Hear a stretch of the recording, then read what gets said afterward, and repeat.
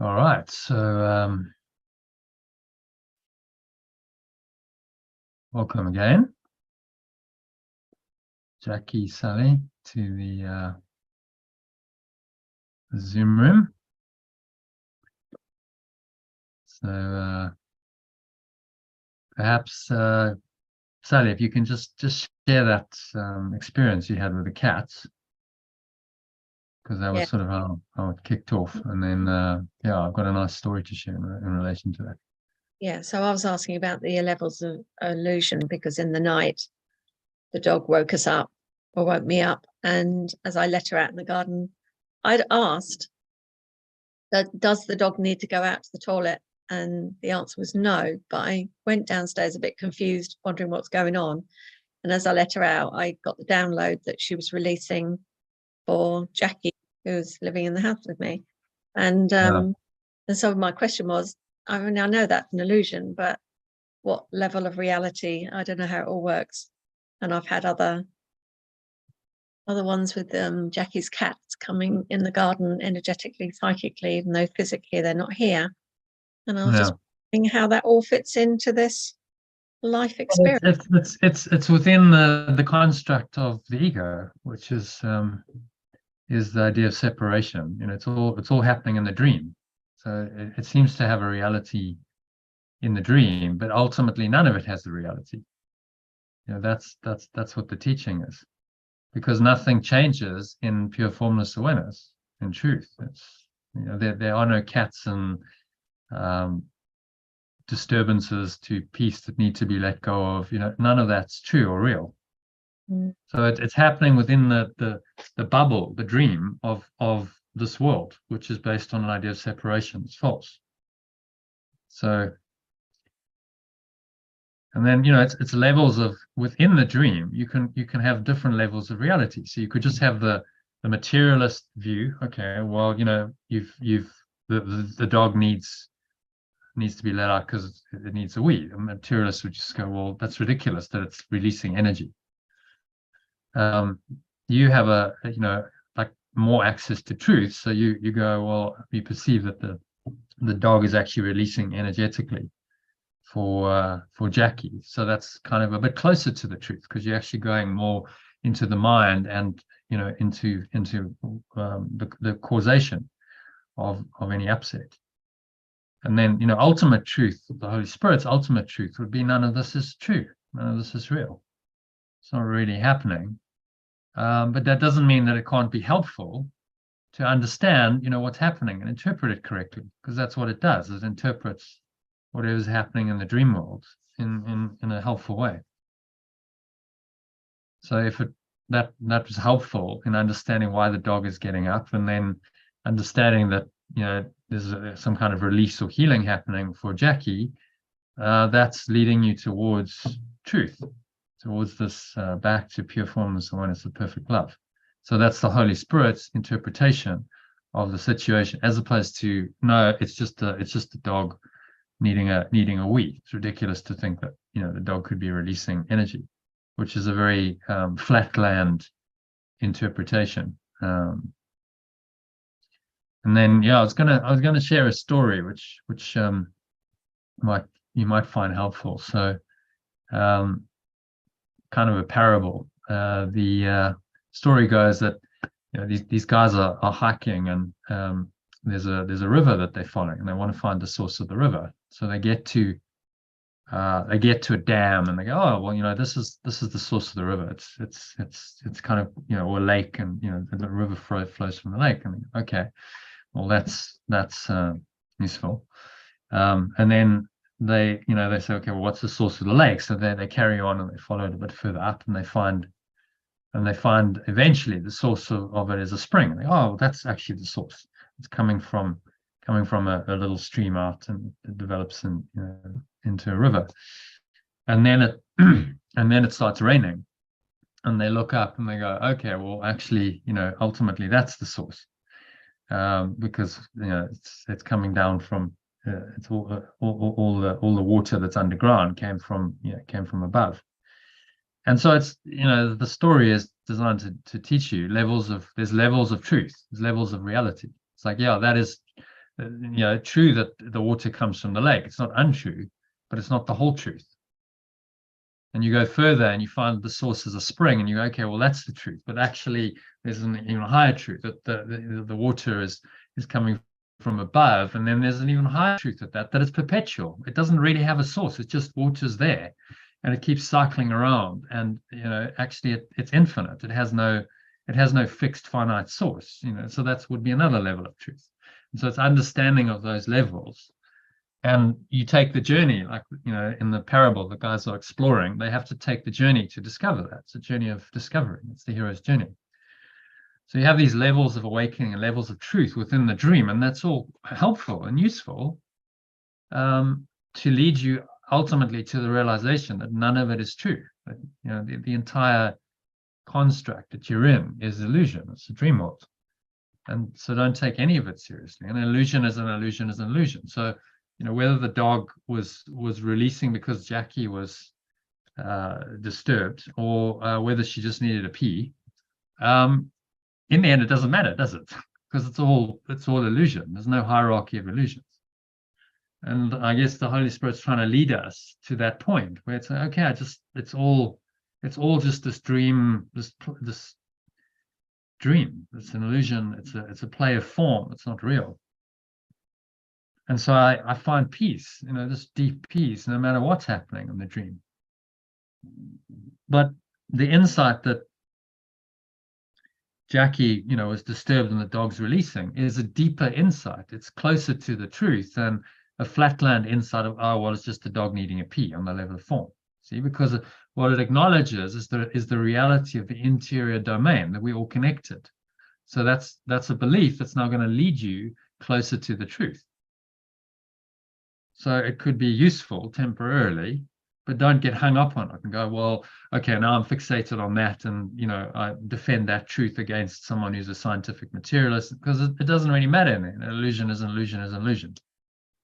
So that would be, the Course's perspective on ultimately it's illusion. But if that insight helped you to do some forgiveness and releasing, then it was useful and helpful. And that's what the Holy Spirit's there for, as the bridge. It's the guide up the river in our parable that's guiding you along to find the truth, the ultimate source, and have that realization. And so these insights that you get along the journey are quite useful.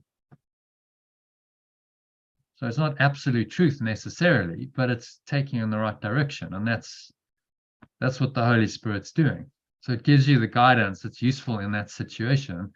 That's taking you in the right direction. So it's not, remember, anything in perception is not ultimate truth. It's you're talking about the perceptual domain. So it's a miracle rather than a revelation, because it's happening in time and you're perceiving it. Therefore, it's ultimately unreal. But yes, you're saying to us, okay, well, let's work with the unreal for a while with the guidance of the Holy Spirit, so that you can awaken from the unreal to the real. Otherwise, how do you do it? There has to be a process of unwinding your mind from the dream. Just like we wound ourselves so tightly into the dream, there's a process to get out of it. It's not just going to happen like that. And so the reinterpretation of everything by the Holy Spirit in the dream is what he's training us to do. That's why it's called A Course in Miracles, because the miracles are happening in the dream. Miracles are not necessary in truth and revelation. So what is a revelation then? How do you define that? So revelation is beyond time and space. It's a timeless state where you are in the state of pure formless awareness, and there's nothing else.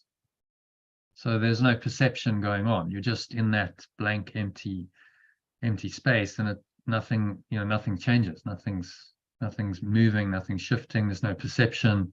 So you maybe touched on that when you had some of your deep mystic experiences. It's like, well, actually, for times there's nothing going on. I'm not perceiving. I'm just in my inner state, and it's very blissful, very peaceful, because nothing's changing, nothing's moving. So it's not the domain of the miraculous. It's the ultimate reality, the ultimate truth. Let me show you a diagram. I guess you might help. which is where we lead. The Holy Spirit's leading us. Yeah, so let me share my screen. So this diagram shows the levels quite well. So you've got, the level of form, people, things, places, events, circumstances, situations, etc. Traumas, successes, failures, all experiences that seem to exist and happen in the physical universe of time and space. So that's the level of form. That's the level of the world. The ego has made that up. Then you have the level of the Christ, the true self, which is in the mind, which can now reinterpret all of this. So it's a higher level. It's a transcendent level, but it's still able to perceive. So it's not the highest level possible, because perception still is possible.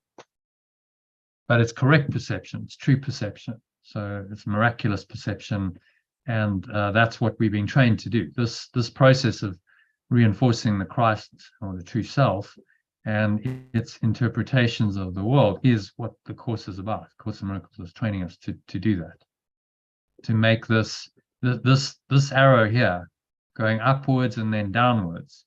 We've got to get very good at that pathway.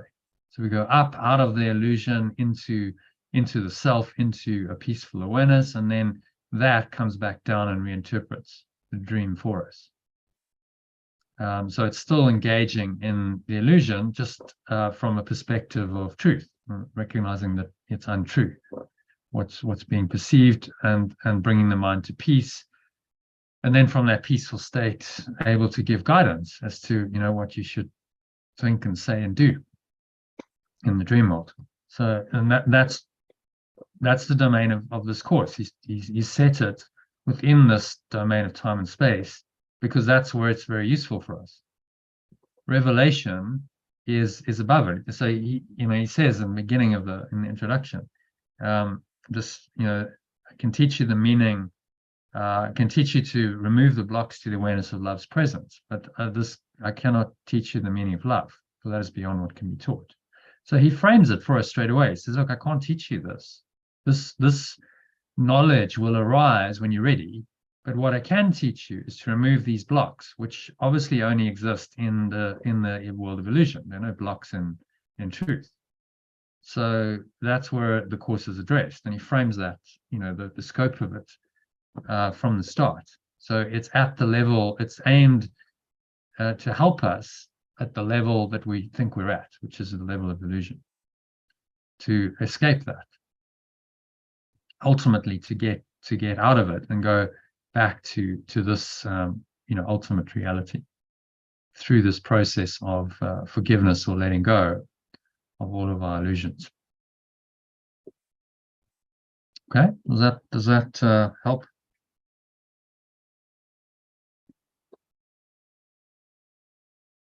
So just, it's always worth bearing that in mind, just to kind of go, okay, well, I understand that I'm dealing with an illusion here, and I'm just reinterpreting that illusion, but I'm not dealing with ultimate truth.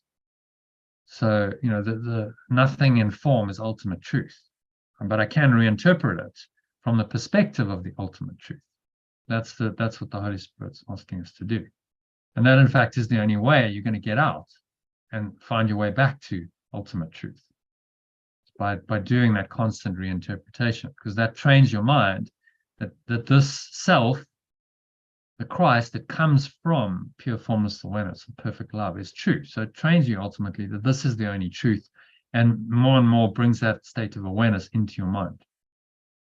So eventually you're just ready to, God takes the final step, and the dream is done. You merge your mind into that awareness, and there's nothing else. So,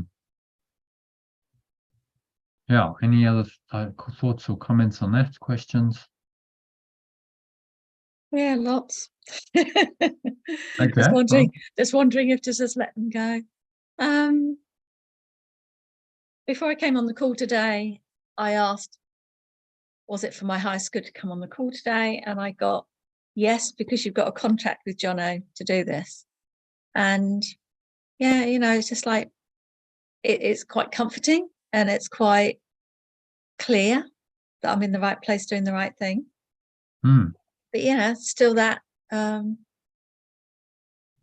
it feels like the illusion is getting more illusionary, that when I'm doing things in physical life, it doesn't feel very real these days. When I'm experiencing something, it's like I'm observing it, but I'm not of it. And I've noticed the last few days when I'm eating, it's very much that I'm not eating. You know what I mean? It's like, if you ever get that, it's like I used to be quite not attached to eating, but something like that. Like I'd feel like it was me eating and I needed to eat. And now I can eat and it feels somebody's eating. That makes sense. Does that make sense? Somebody's eating, somebody's living, somebody's walking. It's not me. And it just feels like it's getting more and more enjoyable and more fun and less serious and more miraculous. Well, that's all good, isn't it? It's great.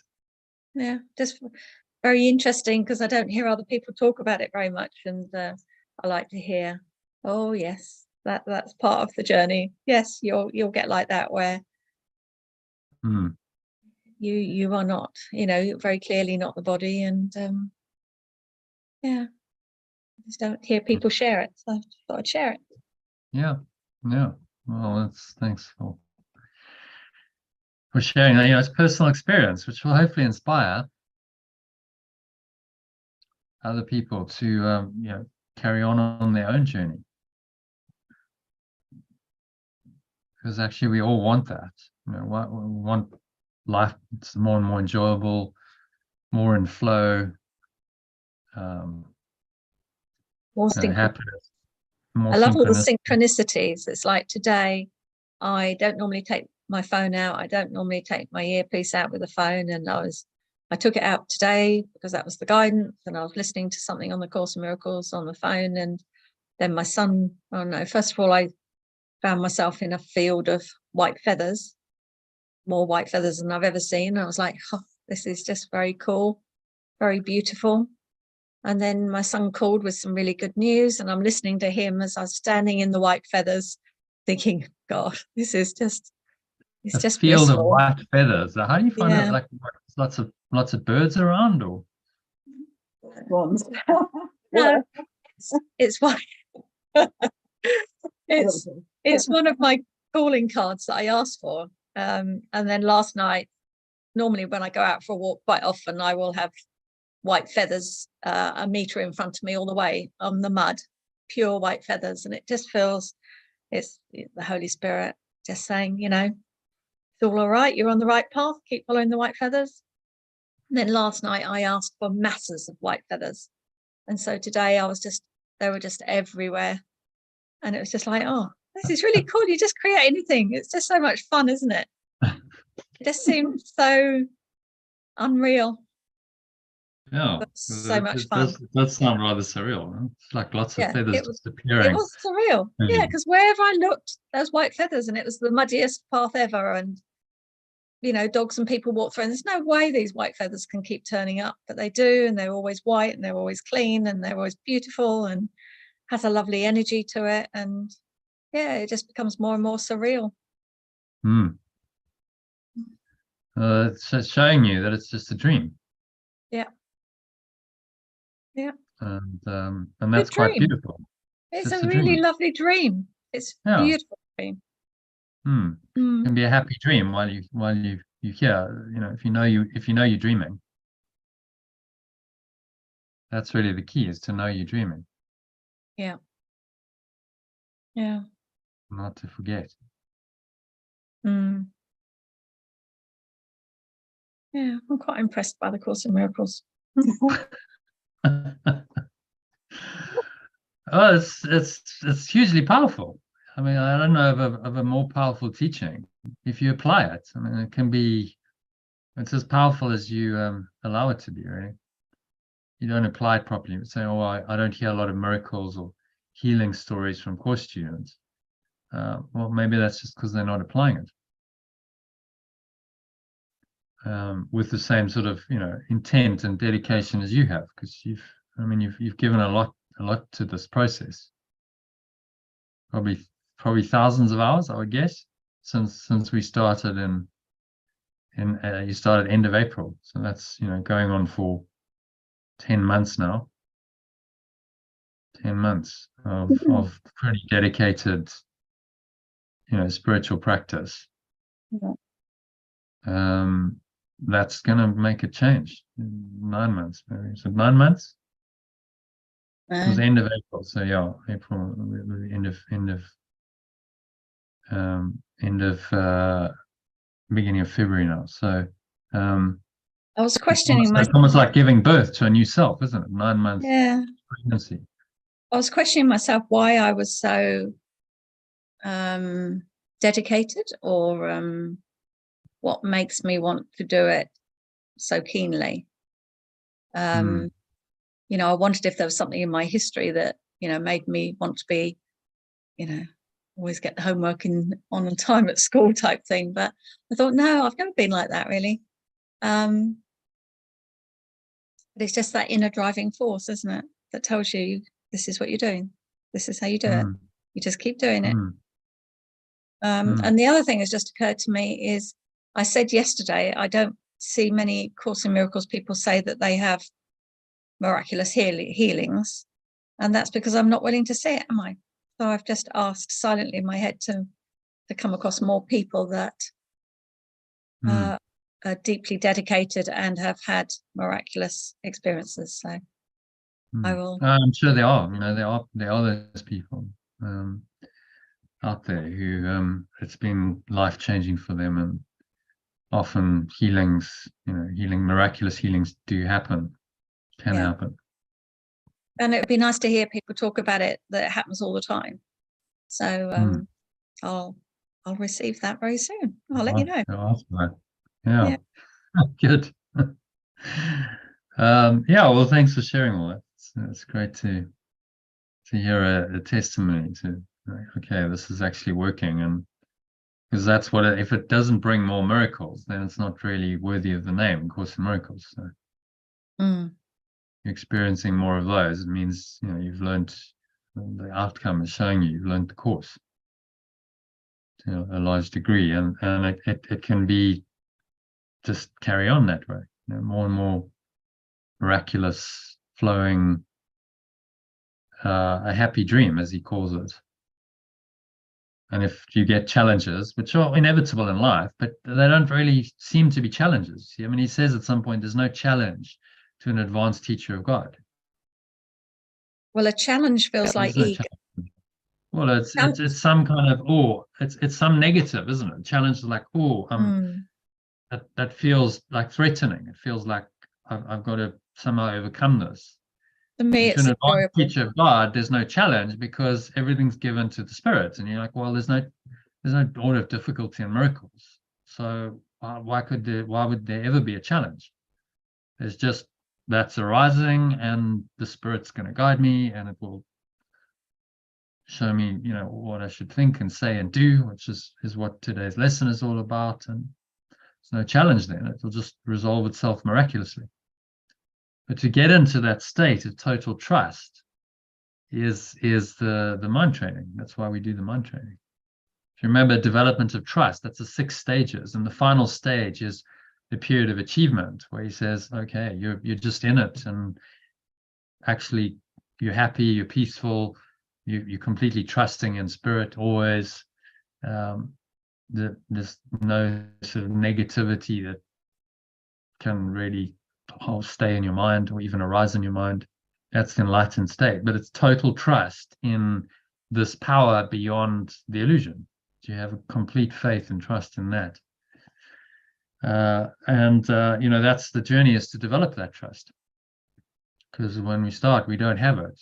We've put our trust in the ego that has failed us, and so we have very little trust in life, because our experience is that there's all this failure pain and suffering that happens. And that's because we put our faith in the ego, which will always fail us. So it's a shift in our perception to start trusting the spirit and allowing it to guide our lives. And that's massive. And it's a huge.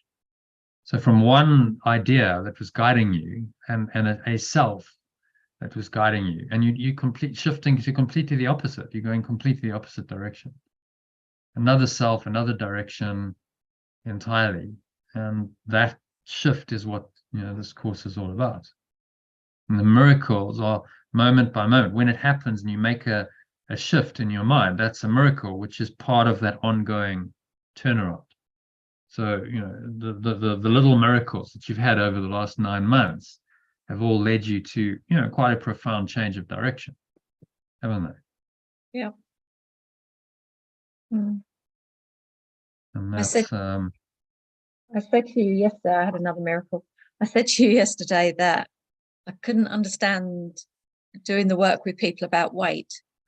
And really, I want to work with peace. And we were talking about the gap between people's understanding. So it didn't immediately occur to me, but then after the call, I cleared, last night, I cleared on perceiving there is a gap of understanding between people's perception of their weight. Cleared it, and then got a couple of messages from a couple of the girls on the course that had amazing breakthroughs, totally transformed. So it was really lovely. Yeah, my perception changed, that there was a gap there, and then there wasn't a gap. Joined me in where I am. So yeah, love those moments. Just doing the correction on, and you realize it's all about your perception. Yeah. That's with your perception. Yeah, I had some expectations to let go. False expectations appearing real. Yeah. That's what we do. But it's so entrenched. We do it so by default that we don't even know we're doing it. And that's where the mind training comes in. Say, okay, but hang on, I'm doing it again. That's just another expectation. It's actually false because it's just an idea. It's happening within the construct of separation. So yeah, it's all false. Can I just drop that and be okay? I'm just open to whatever. And then you're open to infinite possibility, and things happen. Miracles happen in that field. Yeah, that's what I feel. Yeah, well, you're changing the quantum field on a scientific level. You're changing this it's all within the illusion, of course. But your mind, because your mind is connected to the whole mind-created matrix, you change the quantum field profoundly when you change your mind. And you go into a deep state of peace, and you now bring that into the field, and that starts to, because it's all mind, everything is directed by mind, that starts to redirect energy on the level of form, and things flow differently and things unfold. And that's how the internal connects with the external, because it's all mind that's generating it. It's a dream, so you're dreaming it. So it's all produced by the mind, and you are interacting in the larger mind, the quantum field. So it then feeds back and says, okay, so you've got that kind of energy. Well, it's going to feed back that kind of energy to you. That's how the law of attraction works. But it's more profound than the law of attraction, because it's not I, a separate self, want. It's like, no, I am that which I want. See, I am already that. I am that frequency of energy. I'm established in the peace and the joy and the gratitude for what I am. And then that opens you to the source, which then just kind of comes through you into the quantum field and starts to create those kinds of unlimited circumstances, because that's what you're bringing in. And so you're not consciously saying, I want to create something. You're just saying, I am already that. I'm rooted in that energy. I don't need to try and achieve anything on the level of form. I just need to allow this energy to flow through me. It's a very different idea, isn't it?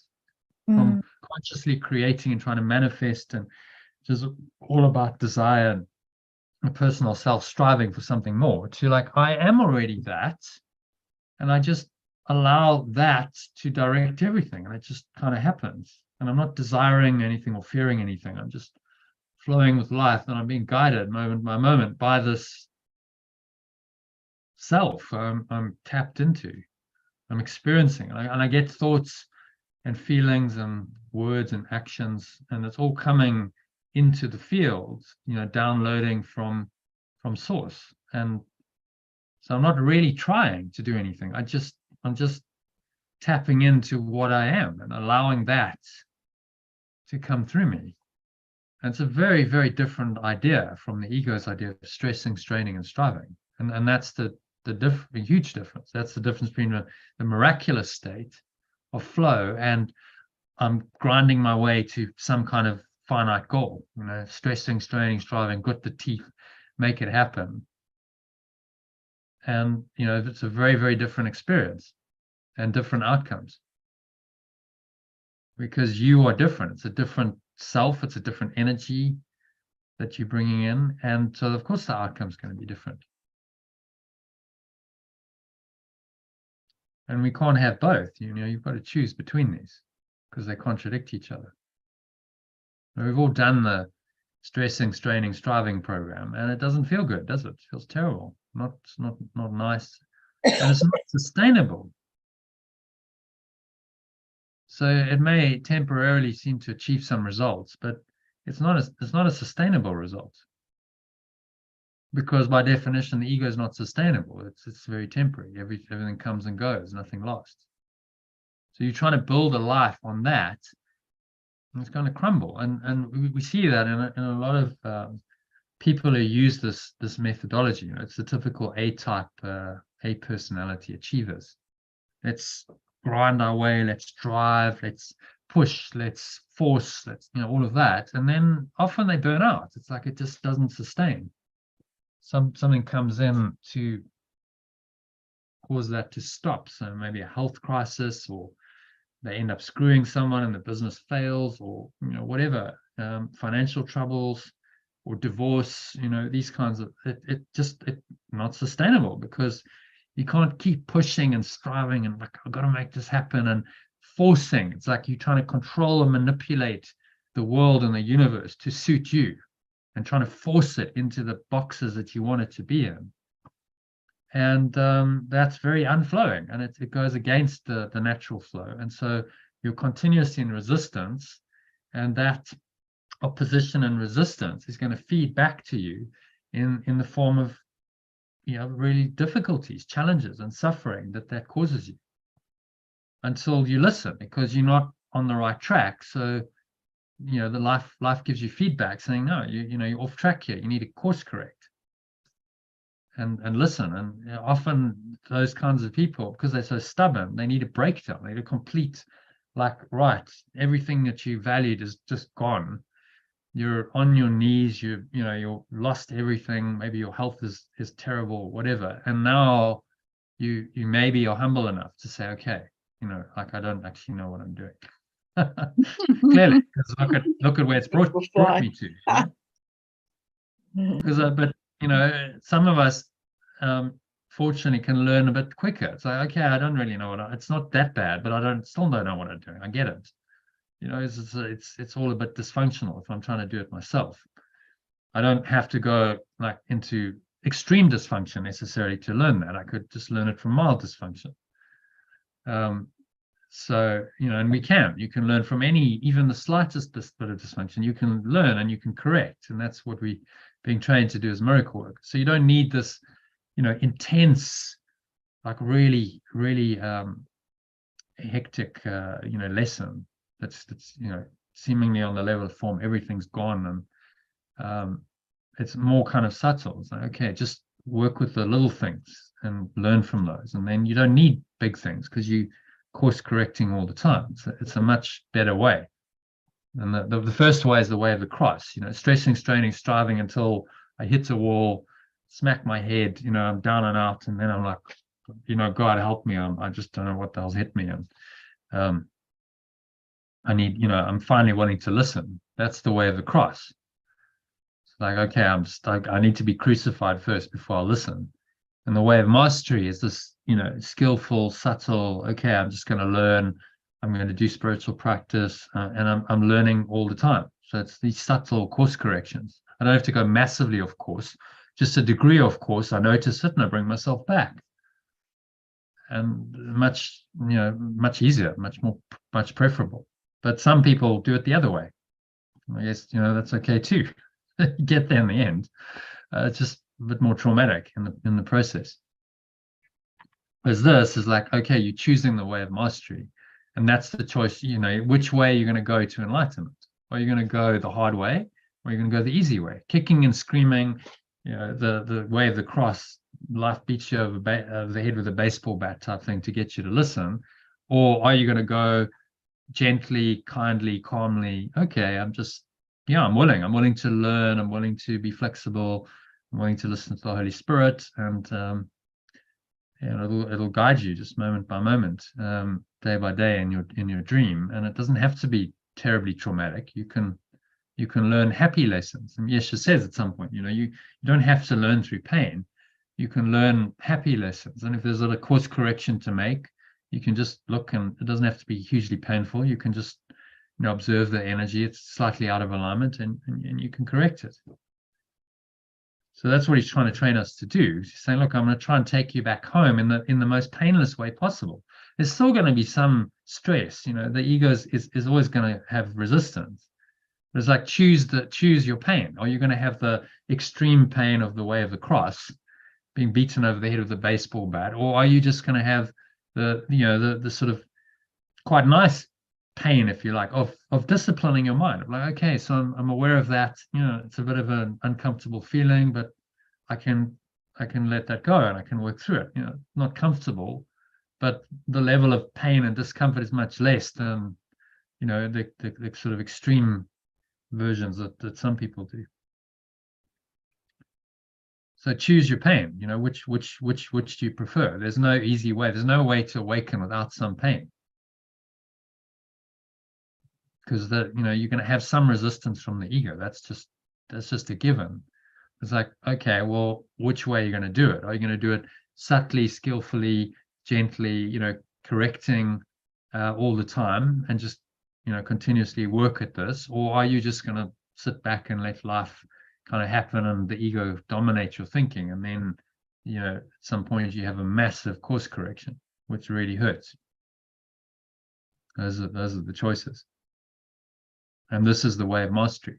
And you're a good example of it, because you've done it for 9 months. You've really put the time in, and then you see, like, look at how amazing that is. What an amazing journey, and look at how my life has changed, and that's why would I want to live any other way? So it becomes a way of life. It's like, well, okay, for the rest of your time here, you live this way, and it's just increasing joy, more miracles, more flow. And well, why couldn't you have a life like that? It's possible. It's unusual. It's extraordinary, because most people don't. But then they don't put in the work to upgrade their mind to be able to have that life. Their mind is still too rooted in the ego.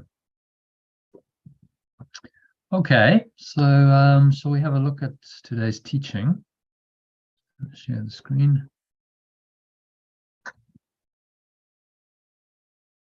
Let's go into where are we? There we go. That's the one I want.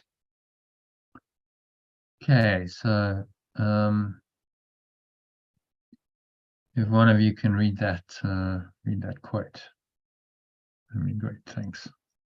It's when we act freely for the sake of the action itself, rather than for ulterior motives, that we learn to become more than what we were. So we looked at this the other day, but I thought it was definitely worth looking at again. because it's a very, very profound quote. So this guy, Csikszentmihalyi, he was a renowned psychologist who coined the word flow, and he brought the idea into modern psychology and usage. Before that, there wasn't really a word for it in modern psychology. It was maybe recognized, but not formally. So he brought it into formal recognition, and it's become part of the sort of modern lexicon of psychological terms. And so he tells us what the essence of flow is. It's acting freely because we enjoy doing whatever we're doing. So there's no self-seeking. That's really the key. It's a state in which your mind is free of the self-seeking and the inevitable worry that characterize the ego or separate self's way of life. So self-seeking from the little self will inevitably cause you to be worried, because you have now an expectation, that's the seeking, and then the worry is, well, my expectation won't be met. And so that's the ego's way of life. Expectation leads to worry, and that's all suffering, as the Buddha noticed. But if you're free of that, then your natural state of joy arises spontaneously in your mind, which helps you learn experientially that you are more than your limited separate self-concept that you believed in before you started experiencing flow regularly in your life. So you have to learn this experientially. You know, flow is not something that you can take a degree in. I've got a degree in flow, because it's not a theory. It's an experience. A Course in Miracles, you know, you can study the theory all you like, but if you're not experiencing the miracles, the flow, then you haven't really got it at all. It's about the practical application and experience of it.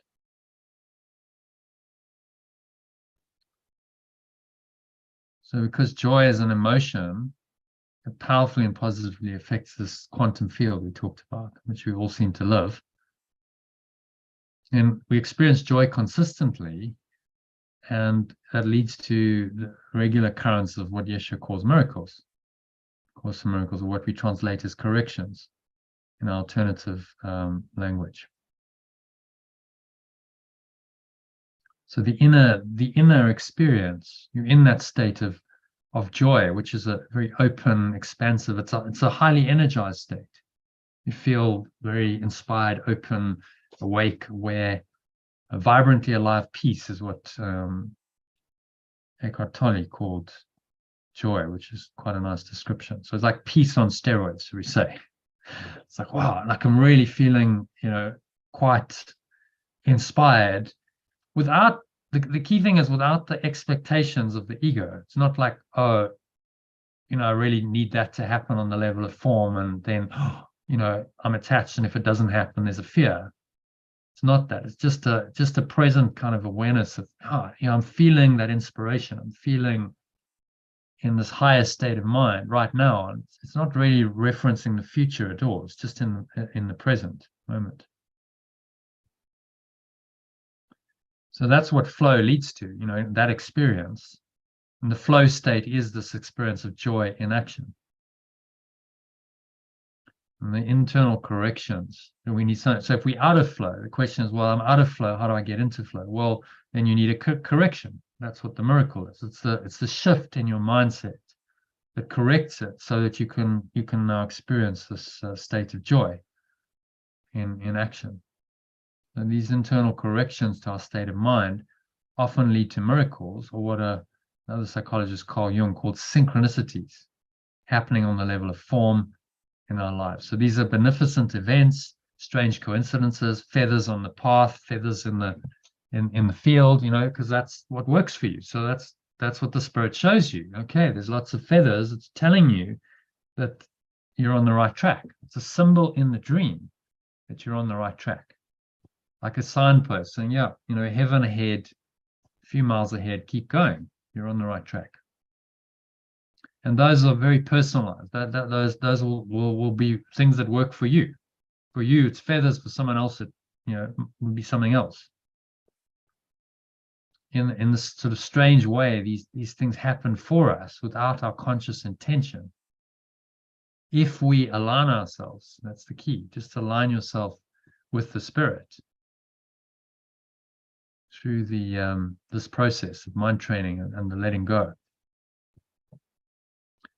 And then these beneficent events and strange coincidences tell us, they teach us who we really are, don't they? So, okay, so actually I am blessed, I am powerful, I am connected to everyone and everything. I am much more than just a little self, just a little person in a body.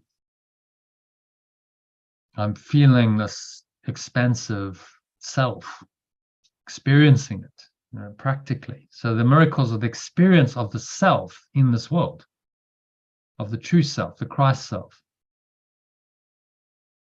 You see that? So it's the experience of the true self in this world is the miraculous experience, is the happy experience. And it's not really you, it's the self experiencing itself in the world temporarily for the purpose of awakening to itself fully and ultimately transcending any illusion that it's not itself. You see that? So it's a course in the self, higher self, experiencing itself, and when it does, it experiences miracles or flow.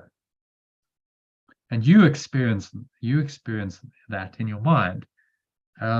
So you become the vehicle for this experience that the self wants to have, to know that it is itself. And that's the whole purpose of the universe. And that becomes real, actualized in your experience when you choose to allow it. And that's the whole purpose of the entire universe. That's what it's all about. So of course you're going to feel happy and joyful and peaceful and inspired because you align now with the ultimate purpose of the universe.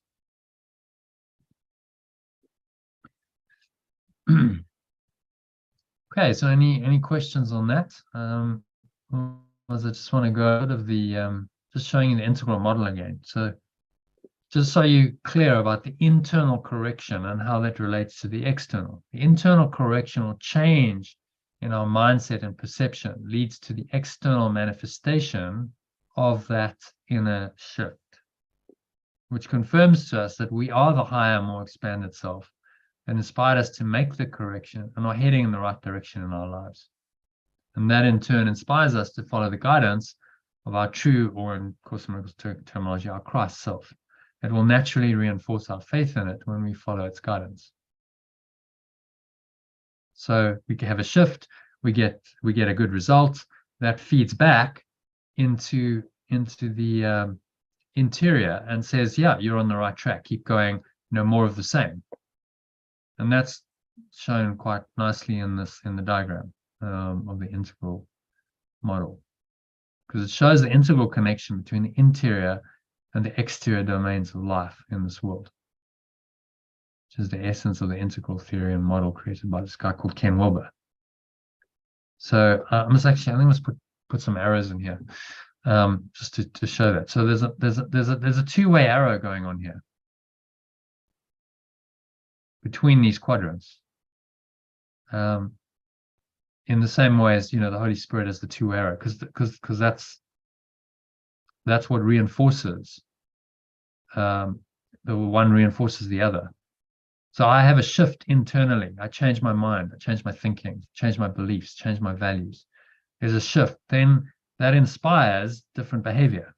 So now I behave differently. I act differently. I speak differently, which then causes changes on the level of form. Those are beneficial changes. Those show us that this internal shift was correct. It was the right.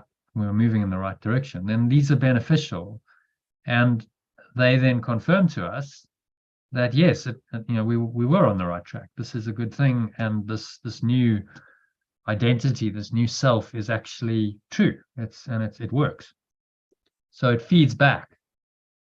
Feedback mechanism going the other way, which is why the arrow is two-way, saying yes, good, this is good. So it confirms that self is correct, that this thought system, because what we're doing here is is adopting a new thought system, which exists in the level of the interior. Thought is interior, it's not external. And then that thought gets manifested in the world.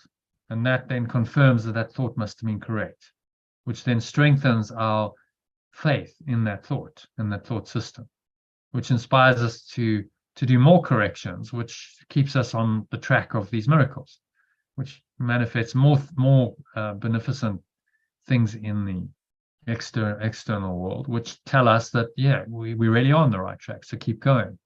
And that process of course correction, the miracle internally, and then the external miracle that shows up on the world, in our lives, in the world of form, that whole process is the miraculous process he's training us in the Course in Miracles.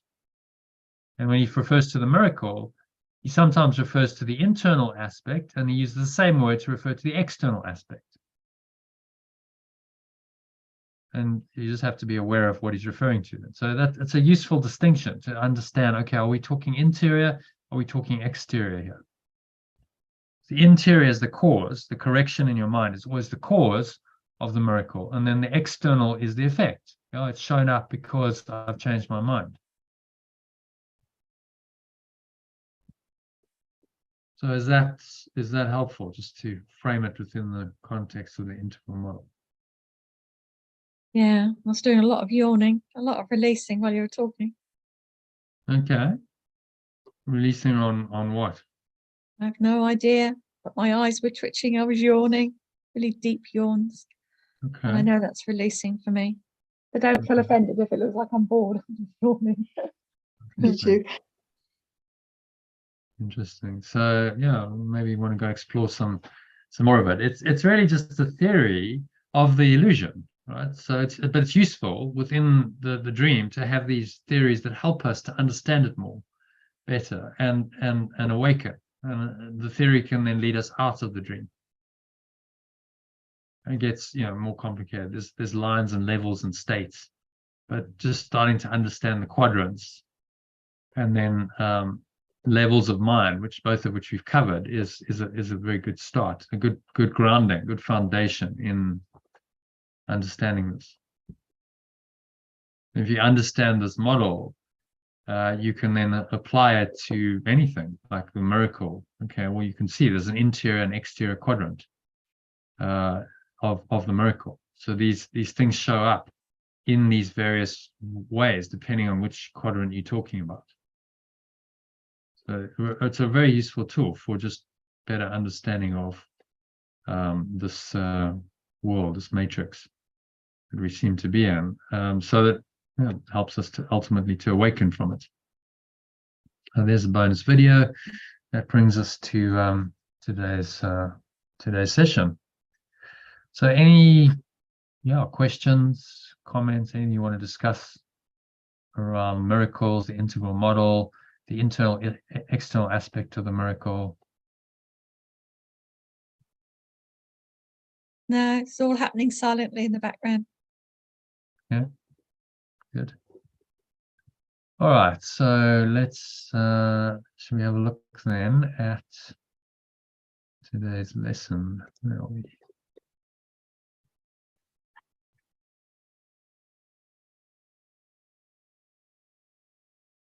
And we've actually got an introductory teaching, so let's have a look at that first, shall we? Okay, so this is the introduction to the final lessons. So there's 5 final lessons. He's given us a little introduction to prep us for those. So one of you, if you can read the original line by line and then the alternative line by line as we go. Our final lessons will be left as free of words as possible. We use them, but at the beginning of our practicing, and only to remind us that we seek to go beyond them. Choose to go beyond them. We use them only at the beginning of our practicing to remind us that we choose to go beyond them. Let us turn to him who leads the way and makes our footsteps sure. Let us turn to the remembrance of perfect love that leads the way and makes our footsteps sure. To him we leave these lessons, as to him we give our lives henceforth. Oh, let's see how you translate that one. We offer lessons to it. Oh, that's better. We offer these lessons to it as we give our lives to it from now on. Whoa. Big stuff, isn't it? Yeah, we give our lives to it from now on. So he's asking us to, drop the separate self, the ego that's been in charge, and give ourselves to this remembrance of perfect love, which is the Holy Spirit, which is also our true self. And so it's a change of operating system. And the entire course has prepared you for this moment of decision where you go, okay, I give it, I'm giving it all over. I'm no longer in charge. I'm stepping aside. Yeah, total surrender. Oh. Surrender doesn't quite do it though, does it? Doesn't feel quite right, but anyway. Total letting go. Letting go of the separate self that's guided you for your entire life and maybe many lifetimes before.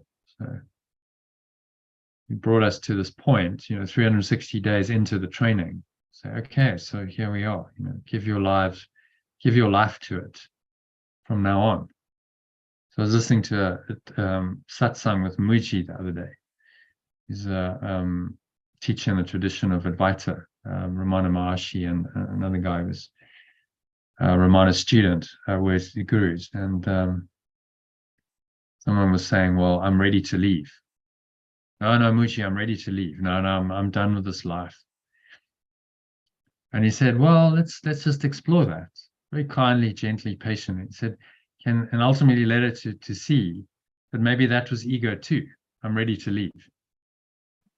I'm trying to now escape from the dream, rather than just give my life over to this presence. Say, okay, well, I seem to be here, but you use it, whatever's useful. In the dream world that I need to do, then you guide me.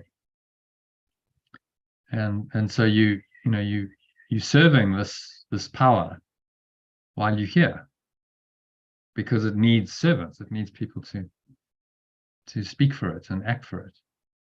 And that's a worthy function while you're here. So Yeshua's saying, no, you don't have to leave immediately.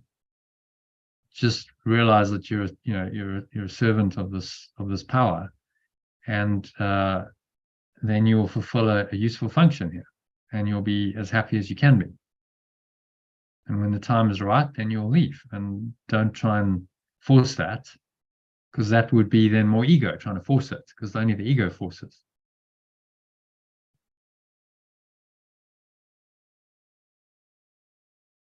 So Yeshua, he's talking about ultimately leaving all the time. He's saying, right, but it's okay. That's your ultimate goal, and that's going to happen in time. But from now on, just give your life over to this presence, this remembrance of perfect love, and allow it to guide you. And that's all you can do in this world. That's the best you can do while you seemingly human living in this world. Give your life over to the Holy Spirit and allow it to live it for you. So he's still talking within the framework of the miracle and perception. You see, it's not revelation. He's saying, well, I can't train you in that. That will come when you're ready. But what I can do is I can train you to stay in tune with the Spirit. And then in time, if you keep doing that, the revelation will naturally arise. When you're ready, God takes the final step. And that might take the rest of your life, but probably will do. Who knows? Maybe you have it next week. Who knows? But what you can do consciously is you can do this letting go of surrender. You can really give your life over. Say, okay, no, I'm not doing it anymore. I'm stepping aside. Sally is not there anymore, and it's just perfect love doing it. I am perfect love. It's doing it through me. And I just kind of go with that, just go with the flow. Okay, it tells you to do something, you don't question it, because there's no more entity there that's saying, oh no, but that's not right, because you've let go of it. There's no resistance to it. Okay, whatever. Okay. Can I do number 5? Haven't done number 5 yet. Yeah. For we would not return again to the belief in sin that made the world seem ugly and unsafe, attacking and destroying, dangerous in all its ways, and treacherous beyond the hope of trust and the escape from pain. Funny, I really look forward to your translation. Continue. Yeah, like, okay, let's make sense of that. Okay. For we do not want to return again to the belief in sin that made the world seem ugly and unsafe, attacking and destroying, dangerous in all its ways, and treacherous beyond the hope of trust and the escape from pain. So not a lot of translation actually in that instance. You we would not return is we do not want to return. Yeah. Treacherous. A good word, isn't it? Yeah, some of the words are great. I just keep them. I was like, can I really improve on that? Treacherous beyond the hope of trust and escape from pain. It's very poetic, and it's quite impactful. So he's just naming the ego quite clearly here. And what the belief in sin does. So that one belief in sin makes the world seem ugly and unsafe, attacking and destroying, dangerous in all its ways, treacherous beyond the hope of trust and escape from pain. Wow, one belief, and that's that then becomes my reality.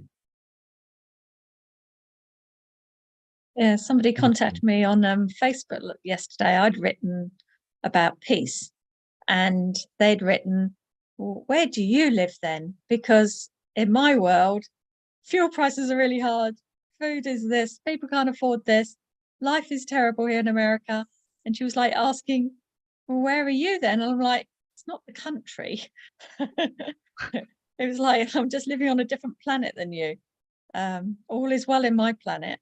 But that was really good. You get these little moments. I know Facebook isn't an ideal scenario, but it's really interesting, the interactions that happen like that, where she was asking what country I was in, and I was feeling, seeing the world from such different eyes. It was really a good lesson.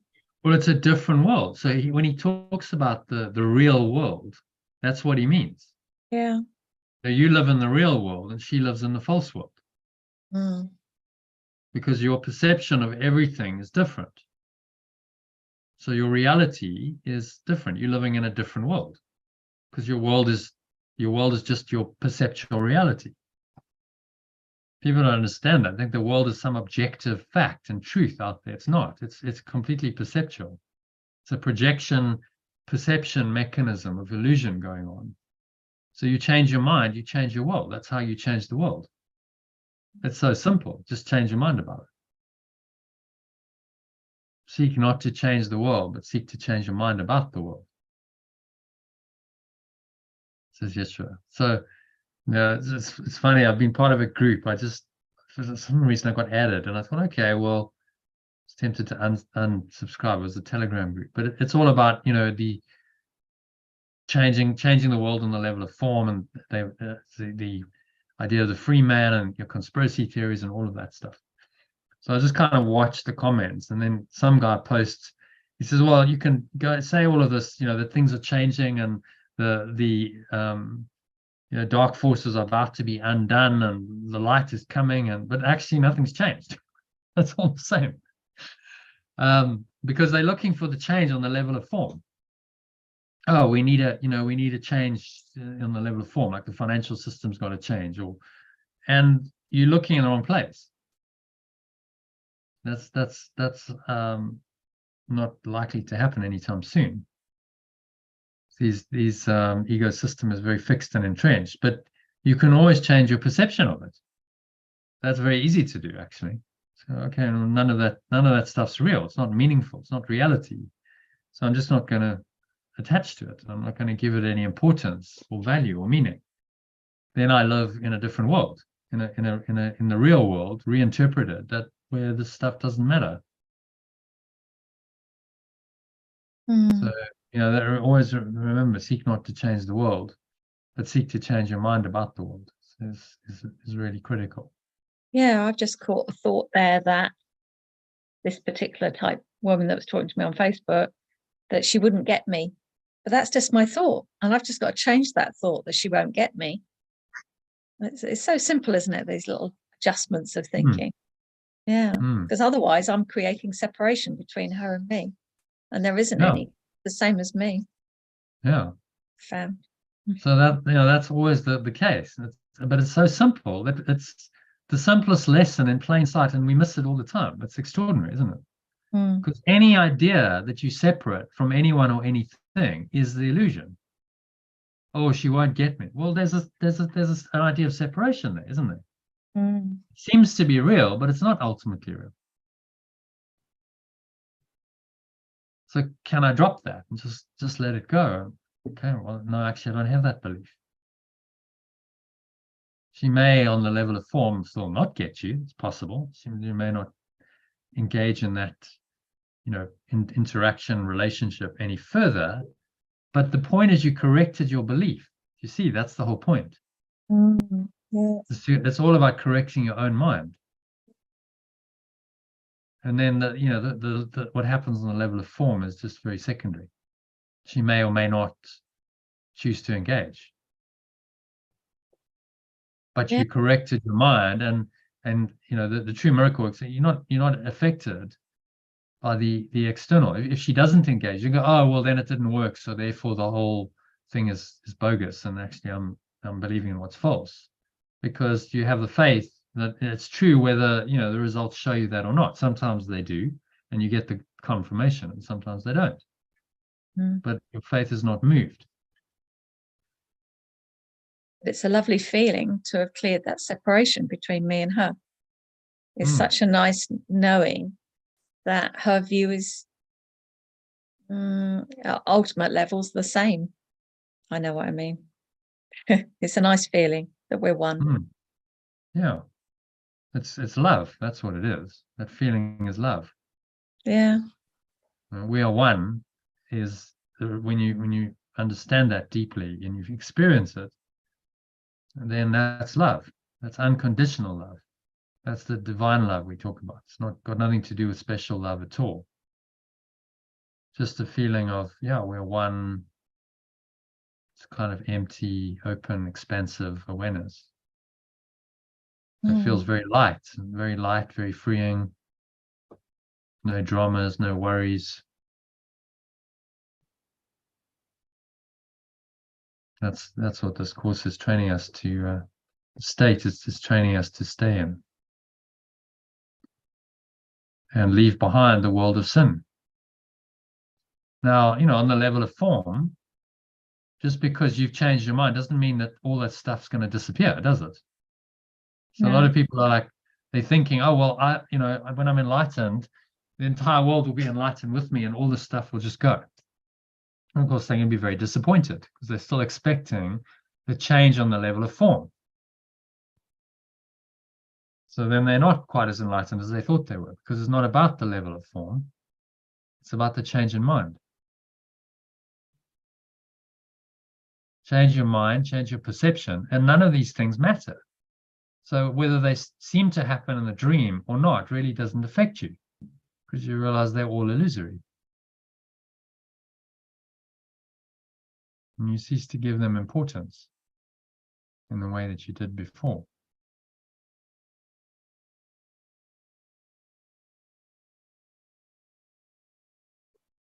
Okay. Very deep. Hmm? Very deep stuff. Yeah, I suppose so. It's just simple. It's very simple, isn't it? Simple is deep. I'm experiencing it. I'm experiencing the present moment as deep. Right. Good. Found. Yeah. So the feeling arising, like, more truth arising. Yeah. I've just solved all conflict on Facebook. Yeah, because it doesn't exist.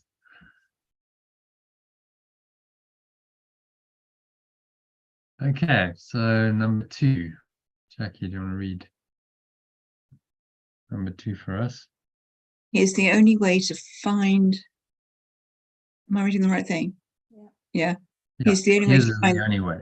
Oh, sorry. His is the only way to find the peace that God has given us. Following its guidance is the only way to find the peace that pure formless awareness of perfect love has given us. Yeah. Any thoughts on that?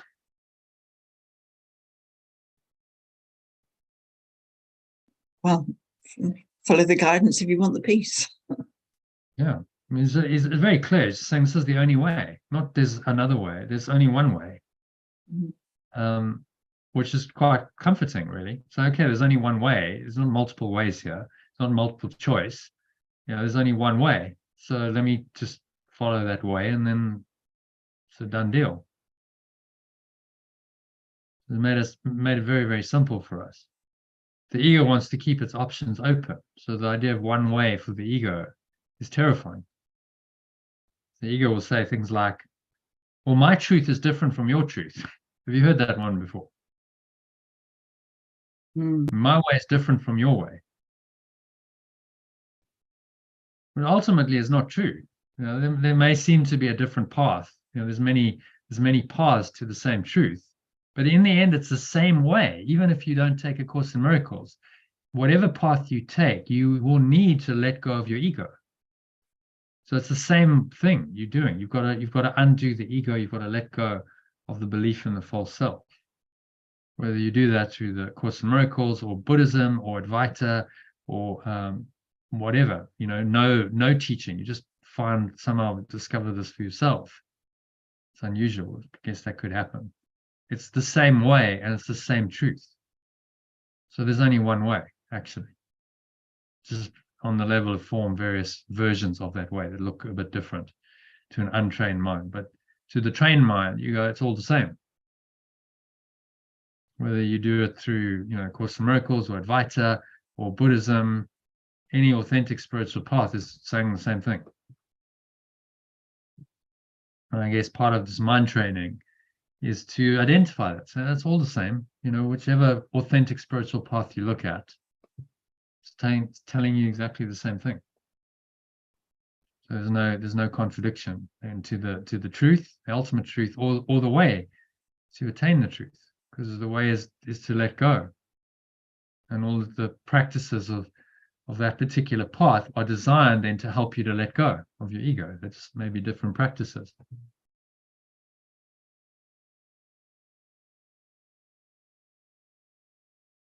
When you get that, it's very comforting. It's like, okay, there's only one truth. And then I stop looking elsewhere, you see. You go, okay, well, I found it. It's here. It's in A Course in Miracles. I don't need to look at another path because it's going to be the same.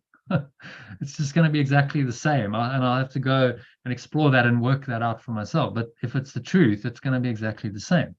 And if it's a lie, then it's going to take me off track. It's going to be the ego's alternative way that's actually trying to sabotage my way home. So, commit to this path and say, okay, this is a path. Everything actually is here for me because this is just a way into my own true self. That's all. It's just another way in. And if it resonates with me, then yeah, okay, this is as good a way as any. Let me take it and go. But another great ego defense is no, not this way. That's not my truth. That doesn't work for me. I need another way. I've got to find and keep seeking to look for the way, the magic way that's just for me. Which then is a defense because you're actually not going to find it. Whatever way you find, you actually really, these kinds of spiritual seeker types, they don't really want to find the truth. Often they just want to keep searching. And so they'll go from one path to another and they keep searching, but never finding. So they'll never go deeper into another path, into a path. I think was it you, Jackie? Someone said to me last year, it might have been you, but correct me if it's not. I've got so many different things going on. I've got like 5 different courses going on, and I can't possibly, do yours because I've got too much going on. And I was just like, that was characteristic of the scattered mind, seeking everywhere and not saying, actually, I just need to focus on one and go deeper into it. What was it you all? I remember saying that I was doing Sally's course, and I was already doing another Course in Miracles course, I think. Don't know if that was... Maybe it was someone else, but someone said to me, I've got like 5 different courses going on at the same time. I was like, well, that's not going to work too well because you're just going to scatter your focus, and 5 is not better than 1. If you understand oneness, you're like, no, 1 is better. One good path followed and you go deeply into it is going to be much better than 5, seemingly separate ones. That's just going to distract you, and you're not going to be able to do any one really properly because you've got your attention continuously being drawn to another one. When you're doing one, you go, oh, but I should be doing another one because I'm missing out on that one. So it's like fear of missing out, but actually you're missing out on the ultimate truth by doing that. So it's an important point, implicit in this is follow one way, follow this path alone, because it's the only way. And if you accept that, your life becomes a whole lot easier. There's only one way to one truth and one way to awaken. Ultimately, I mean, the forms look different, but in the end, it comes down to forgiveness or letting go. That's what you have to do in order to awaken from the dream. Okay, so number 2, everyone must travel this way in the end, because in the ending, pure formless awareness of perfect love itself. read the original way. Sorry, I scrolled down. It is his way. His way that everyone must travel in the end, because it is this ending God himself appointed. Everyone must travel this way in the end, because it is the ending pure formless awareness of perfect love itself is determined.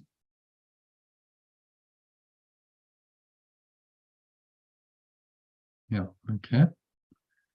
Any thoughts on that? Well, again, there's no choice. It's unless, what was it yesterday we were saying?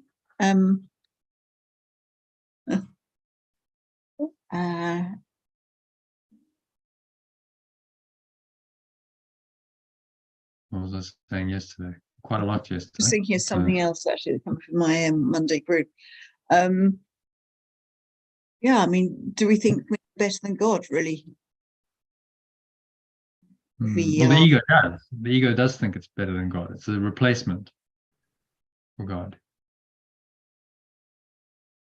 But he's saying there is no replacement. You can't replace the truth. So in the end, you must just accept it. Whatever path you seem to take, you must in the end travel this way back to your source, back to the truth. And that's going to involve letting go of your ego. There's no other way. Whether you do that through A Course in Miracles or you do it through another path, you still got to let go of your ego. So if this resonates with you, well, what I would say for this path is he's very explicit. He's very direct, very explicit. There's no room for fudging. There's no compromise. So it's a very direct path. And for some, that can really work. It's like, okay, let's not beat around the bush anymore. Let's just go directly to the truth. Tell me the truth. Give it to me straight. And tell me what I have to do. Is there really a more effective way of teaching? Some would argue maybe there is, but for me, it's like, just give it to me straight. I don't want mollycoddling. I don't want more sort of half truths wrapped up with illusions, trying to figure out what's true and what's not, and not really getting clarity. I just want to be clear. So I think it's a path that for some people who come to that, awareness themselves, they're like, I want the answer. I'm tired of seeking. I want to find the answer and just actually live it. Okay, so number 3. In the dream of time, it seems to be far off. In the dream of time, it seems to be far off. And yet in truth, it is already here, already serving us gracious guidance in the way to go. And yet in truth, it is already here, already serving us in gracious guidance in the way to go. Has gracious guidance. Seems to be far off, but actually it's already here. So the illusion is it's far off. Or, God is, a lot of seekers are like, well, one day, one day I'll be enlightened. One day I'll get there, but not today, not now. And he's saying it's already here. How can it not be here? It's everywhere all the time. It's always been there. So it's already here. You just have to accept it and allow it to give you this gracious guidance in the way to go. Gracious direction in what you should think and say and do.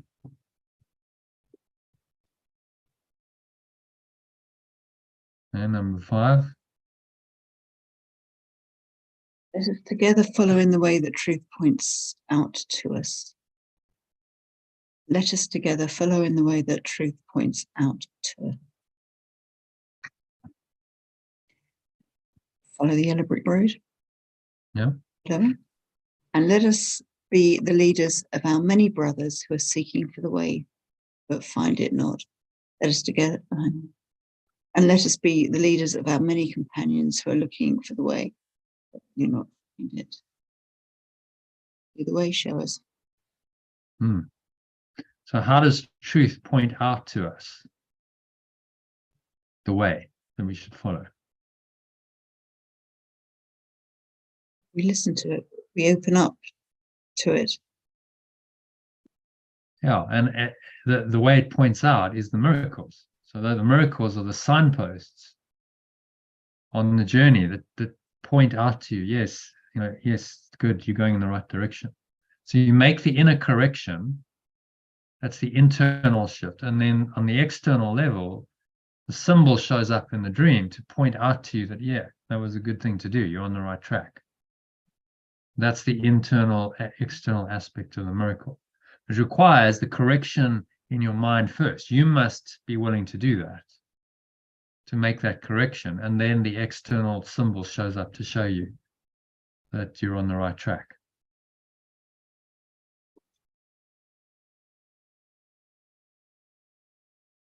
Okay, so what's he saying there in summary?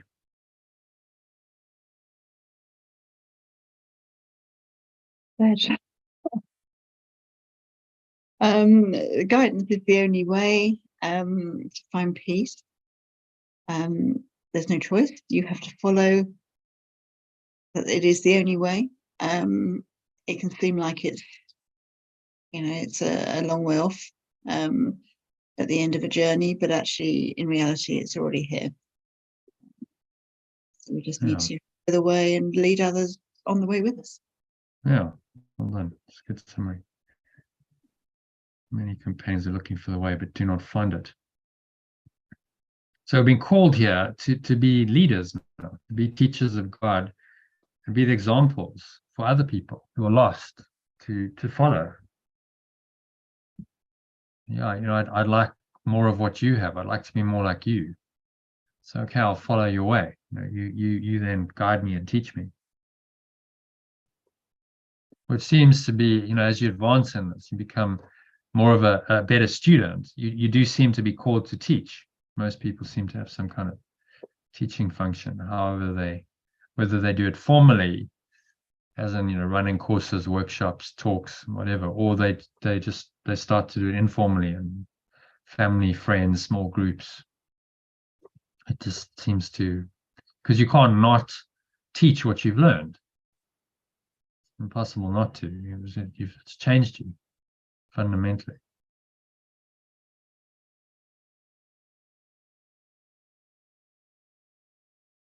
Okay. And to this purpose, let us dedicate our minds, directing all our thoughts to serve the function of salvation. And let us dedicate our minds to this purpose, directing all our thoughts to serve the functioning of awakening. Unto us the aim is given to forgive the world. Our aim is to let go of the world. Yeah. Much simpler, yeah.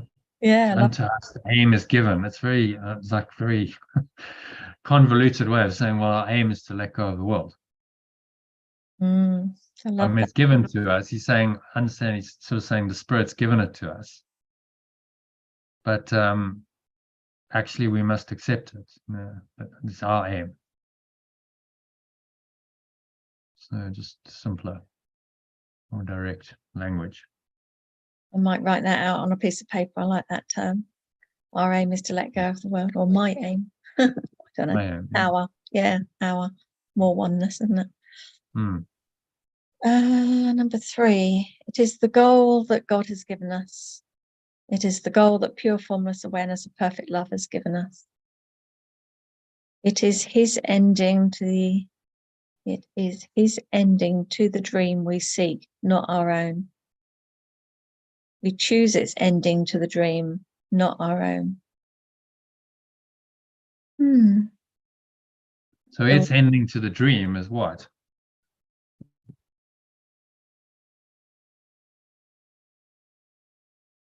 Being pure formless awareness of perfect love. Yeah, enlightenment. You come to the realization the dream was never real, and your body at some point will just cease to be. You lay the body aside, so you die, but it's not really death in the same way as the ego's death, because there's no fear attached to it. It's more like okay, I don't need that. I don't need that suit of clothes anymore. It's not necessary, so I just discard it. It looks the same on the level of form. The body's so-called dying or not there, but actually it's very different mentally and emotionally. The enlightened death is very different from the ego death. I just understood enlightenment on another level. So my body feels it's light. This physical persona is getting lighter and lighter. And the ultimate enlightenment is to be light, isn't it? Just to be light. I hadn't really seen it like that before.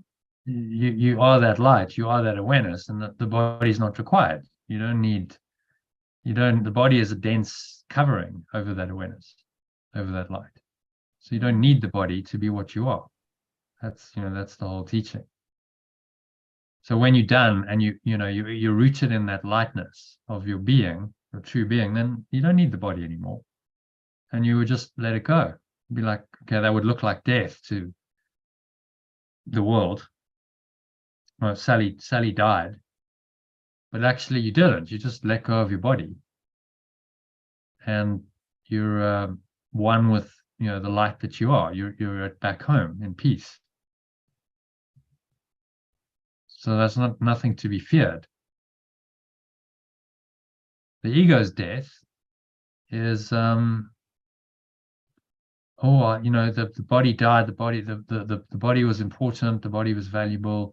The separate self has now gone temporarily, and so it feels like a loss, and grief attends it.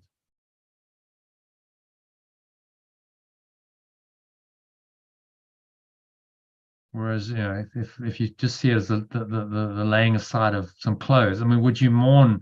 Let's say you've had clothes for 10 years and you're like, okay, these are a bit like shabby now, and would you go into a state of mourning for them? You wouldn't. You'd just be like, well, that's it, they're done, and you throw them away, or you give them to a charity shop or something, and there's no further thoughts about it.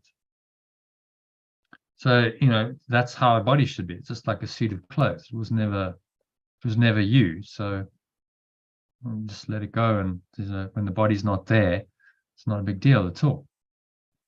It's that gradual understanding that you're not the body, though, isn't it? It's taken me a while to actually feel that, sense it, know it, and now I know I'm not the body at a deeper level.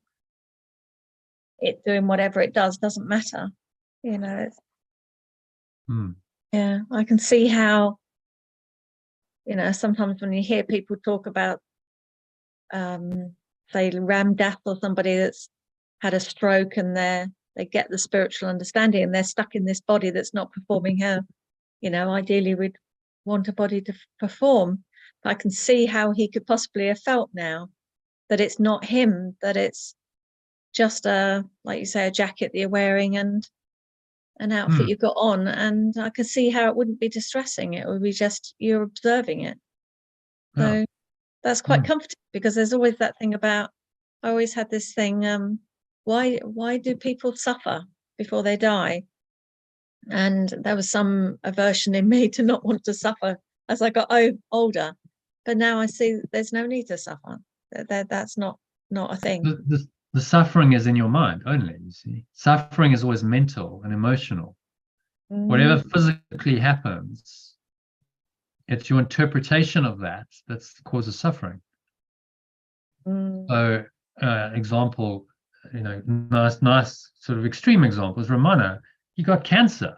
And people go, well, how can an enlightened being get cancer? I mean, this is, you know, it shouldn't happen. But that was his way out. So he wasn't really concerned about it at all. He's not like, I'm going for treatment, I'm trying to save the body. He just remained unmoved. He didn't do anything. He just stayed in his state of bliss, moksha, until the day he died. And that was just the laying aside of the body. And he was quite happy. You know, there was no drama. His disciples are like, oh, you know, we're sad. We're gonna lose you, master. And he's like, have you learned nothing? I've been teaching you this, you know, all these years that I'm not a body. So I'm not really going anywhere. I'm still here. You just can't see me. But, you know, the body was always illusion anyway. So what's being let go of is an illusion. I remain in mind as I am. So no big deal to him. It's like what's the drama? Not a problem. But to those left behind, you know, what we develop is a special attachment to that person, the identity, personal identity, the body. Then the body's not there. We go, oh, I've lost the person. I've lost this thing in my life that I valued. Now I feel grief. But what you valued was not true. If you suffer any grief, it wasn't true. What you were valuing was an illusion. The personal identity, the body, you know, the person's presence in your life was all part of the dream. It wasn't really who they were. We were talking about death this morning briefly at breakfast, and wonder if the thought is still there. Maybe it's moved on. About why do people get illness before they die? Why can't you just get to a point where you go, right, I'm leaving now, you know, I've made the decision that, and then maybe talk to your family and say, you know, I'm leaving tomorrow, whatever it is, just like you would going on a trip. And what I felt was that the illness gives people a chance to say goodbye. They know you're going. So it's a kind of, we've created that illusion to not to be so shocking, maybe, or it's a gradual process rather than they're here one day, gone the next. Yeah, because if I'm leaving, they go like, well, how dare you leave? You can't leave. Yeah. You know, but if you're sick and it's just happening, then okay, well, we accept that. You see. So, yeah. I just, you know, actually, I've had enough of this. I'm just leaving tomorrow. So bye. It's like, oh, how can you do that? How can you leave us? You know, abandoning us? Whole lot of drama. But you know, it has been known. Some spiritual masters have just gone, okay, I'm leaving. Yogananda was like, okay, told his disciples, 2 weeks, I'm going to have a heart attack. I'm leaving. I'm not sure he was as specific as the heart attack. He's like, I'm leaving, and then he just had a heart attack at a young age. There's no particular reason for it. He was 50 something. Why did he have a heart attack? Well, because he'd chosen to leave. That's why. That was his chosen mechanism of leaving. So yeah, I presume we all choose when to go, how to go. Yeah, just whether it's conscious or unconscious. So if you're unconscious, it can be painful, suffering, and all, you know, because you're still attached to the body. But if not, then like so Romana, he gets cancer, but it's not a problem for him. It's just like, well, that's the way the body's going to be undone. So no suffering at all. Right? And probably didn't suffer physical pain. He's in bliss, so it probably wasn't. You go, well, why didn't he heal it if he was so advanced? Because that wasn't his purpose. He was out of, this is the way out for him. His time was up, and his body needed to be let go of. So the cancer was what was gonna do it. And then it's not a bad thing. It was actually a good thing. So you can reinterpret it, all the sickness and disease and all the things that kill us. If something seemingly so bad, well, are they really? If they're freeing you to be, what you really are. It's a reinterpretation of all of it. And I recommend read the Song of Prayer, because there's a bit on death in there, which is really quite helpful. Let's see if I can bring it up.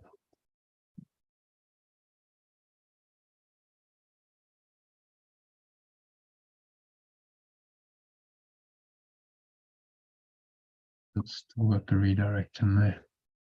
I've changed it. So the Song of Prayer is, let's see if I can find it here. It will be in here. There's a great section on death, which was quite practical. Very helpful. He didn't include it in Instruction manual for death. An instruction manual for death. That's handy. Yeah. Well, we should have one. Very, very, very practical. Yeah, Song of Prayer. There we go. So let's see where it was. It was about letter ends. Prayer is a way. Okay. Forgiveness of yourself.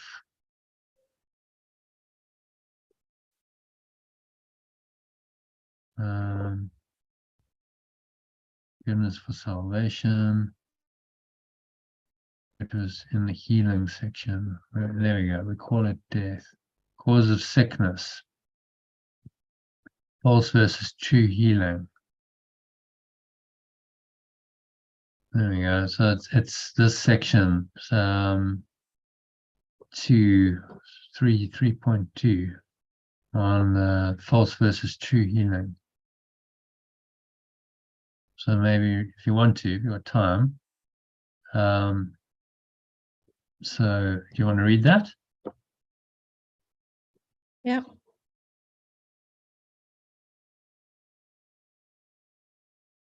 From the top, from false versus true healing. False versus true healing. False healing merely makes a poor exchange of one illusion for a nicer one. A dream of sickness for a dream of health. This can occur at lower forms of prayer, combining with forgiveness kindly meant but not completely understood as yet. Occur at lower forms of prayer, combining with forgiveness kindly meant but not completely understood as yet. Only false healing can give way to fear, so sickness will be free to strike again. False healing can indeed remove a form of pain and sickness, but the cause remains and will not lack effects.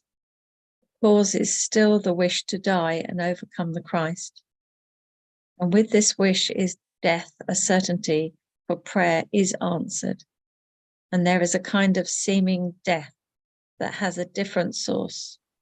It does not come because of hurtful thoughts and raging anger at the universe. It merely signifies the end has come for usefulness of body functioning, and so it is discarded as a choice, as one lays by a garment not now outworn.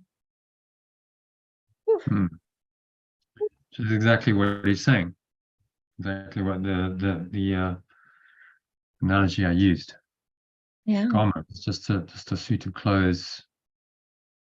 It's the end of its usefulness for body functioning, so it's discarded and you don't need it anymore.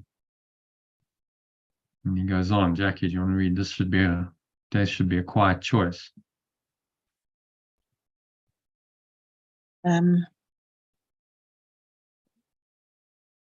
This is what death should be, a quiet choice made joyfully and with a sense of peace. The body has been kindly used to help the Son of God along the way he goes to God. We thank the body then for all the service it has given us. But we are thankful too, the need is done to walk the world of limits and to reach the Christ in hidden forms and clearly seen at most in lovely flashes. Now we can behold him without blinders, in the light that we have learned to look upon again.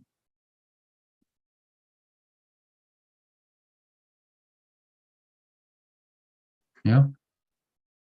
Okay, Any you want me thoughts to- on that?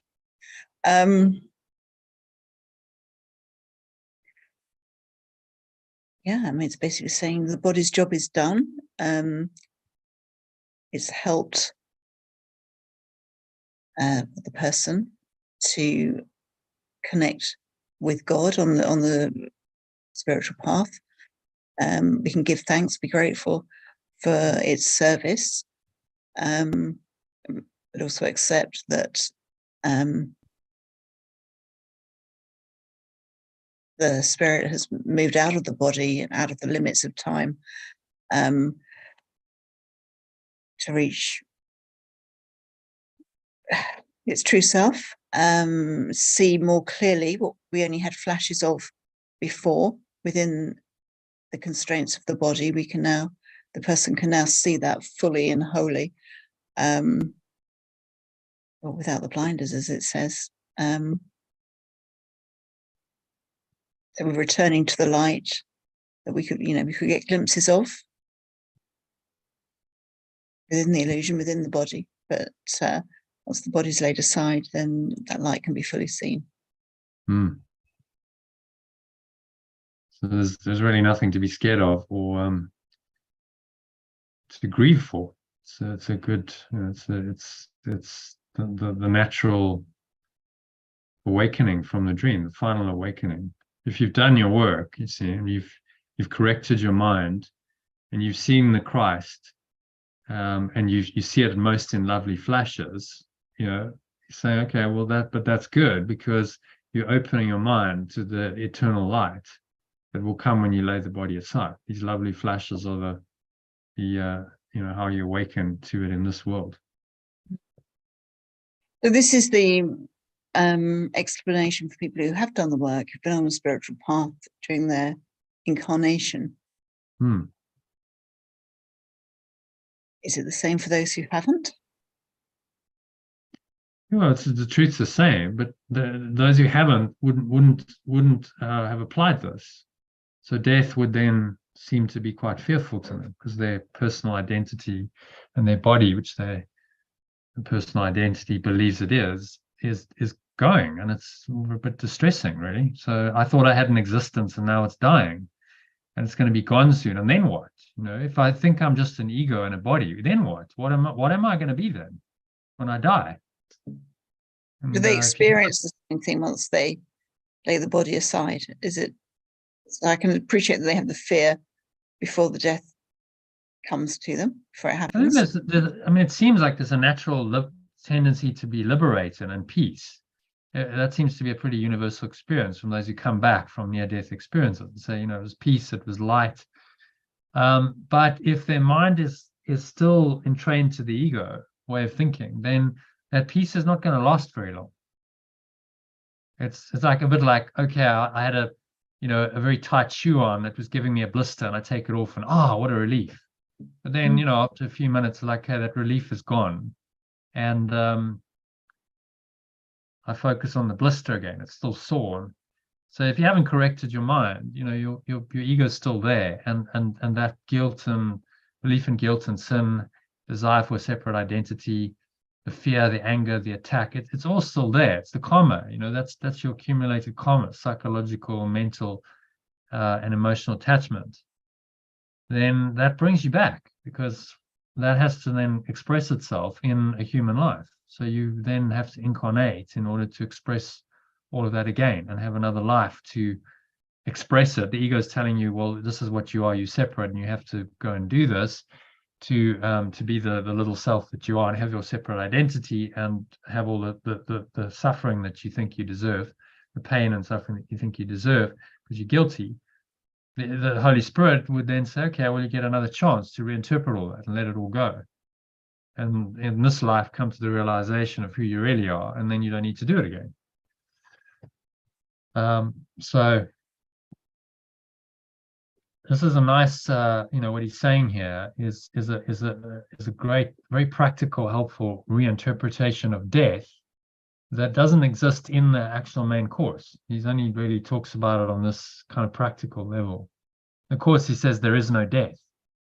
Okay, but practically speaking, our bodies are not going to last forever. They're gonna die. We call that death. But he's just giving us the reinterpretation and saying, okay, well, it looks like death, but actually, this is the way to die consciously.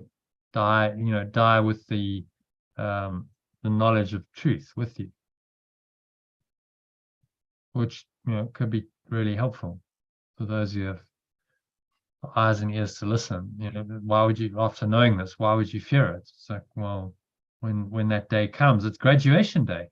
It's not to be feared. It's a day of celebration. You've graduated. You've learned your lessons. If you've done the mind training, you've learned your lessons, and it's time to just go and experience the bliss and just be completely blissful and in peace forever, and not have to deal with time and space and all the ridiculous illusions that it holds, and any of the challenges and problems and stuff that characterizes this stream. You're free of all of that. Well, that's a day for great celebration. Or another way of looking at it was, it's the day you come out of prison. You've been in prison all that time, and you're actually leaving prison, and that's that's great. I can really celebrate that. And then the last one on death, number 3. Do you want to read that? We call it death, but it's liberty. It does not come in forms that seem to be thrust down in pain upon unwilling flesh, but as a gentle welcome to release. If there has been true healing, this can be in the form in which death comes, when it is time to rest a while from labor, gladly done and gladly ended. Now we go in peace to freer air and gentler climate, where it is not hard to see the gifts we gave were saved for us. For Christ is clearer now, his vision more sustained in us, his voice, the word of God, more certainly our own.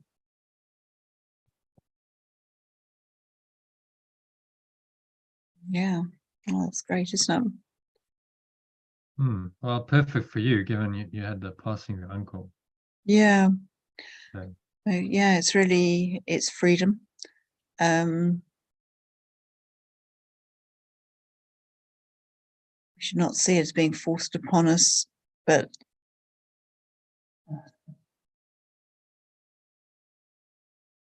just going to show you this. Did you want to read? no, it's okay. I thought you wanted me to interpret it, but I think it's pretty clear, isn't it? If you look at this timeline of consciousness and the spiritual escape route, death is the final release from the dream of time and all the red stuff, which is false.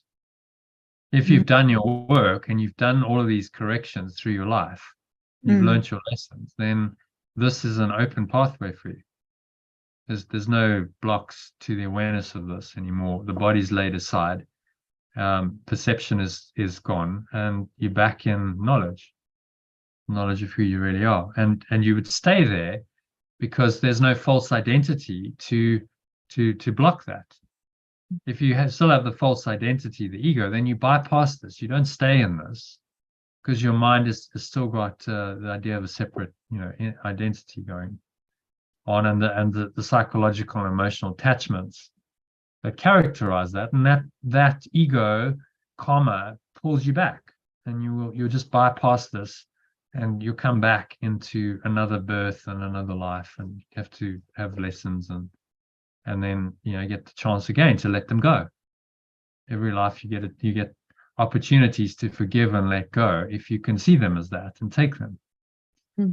Most souls seem not to know that, so they just keep, repeat the same thing over and over again, and not really understanding that the only way out of this is to let go of your psychological and emotional attachment to the seeming events and circumstances of your life. That's the only way.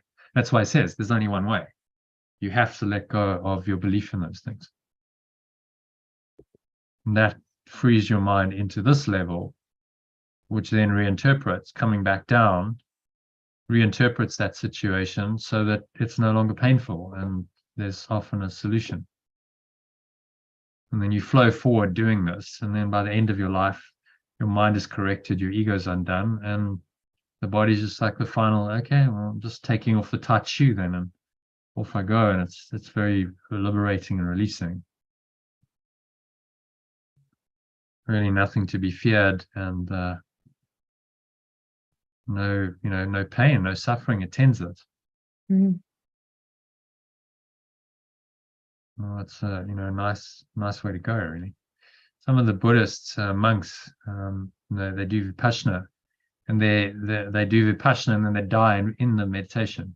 That's sort of the ultimate way to go. So you're just in that state of awareness, and you observe the sensations of the body doing its thing as it's dying, but remain rooted in your awareness as you do it. And that, I guess, would be a very peaceful way to go. When my mum was dying, she had a stroke. She was in hospital, and it was during the early part of COVID, and she was in Somerset, so it was a good 3 hours at that time drive. And I didn't know whether to go or not, but somebody said to me, in the I don't know, the Indian tradition, I'm not quite sure which part of the Indian tradition,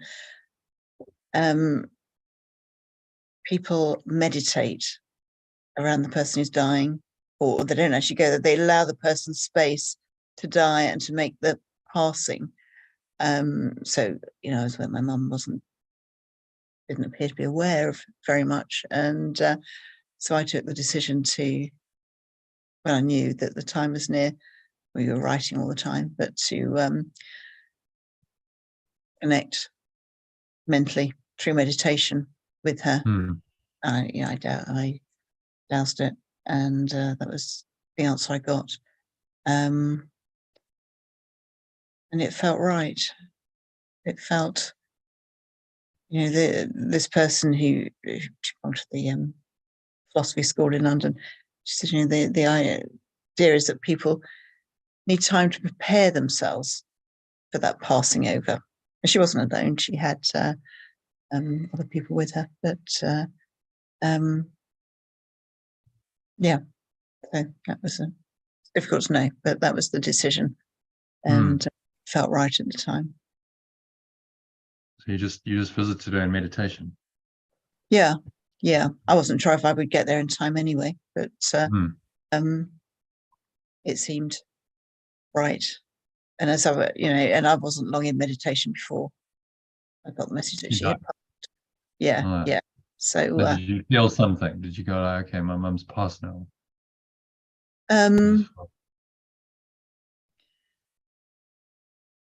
I just felt peace, just a sense of peace. That seems to be a common experience when in the presence of someone's death, because it's an opening to that dimension of peace, that people do experience this deep peace that's not of this world. Because the mind that's going there, it opens like the portal to it, and then that comes through, and the people around there in their experience of it. So it's nothing to be feared. It can just be peace. No more hassles, no more troubles, no more sickness, no more pain, no more suffering, no more death. No more corrupt politicians, no more all of it. It's just gone. Wow. What a release. Why would I fear that? Well, you wouldn't if you understand it. You're like, well, that's my awakening to this other reality.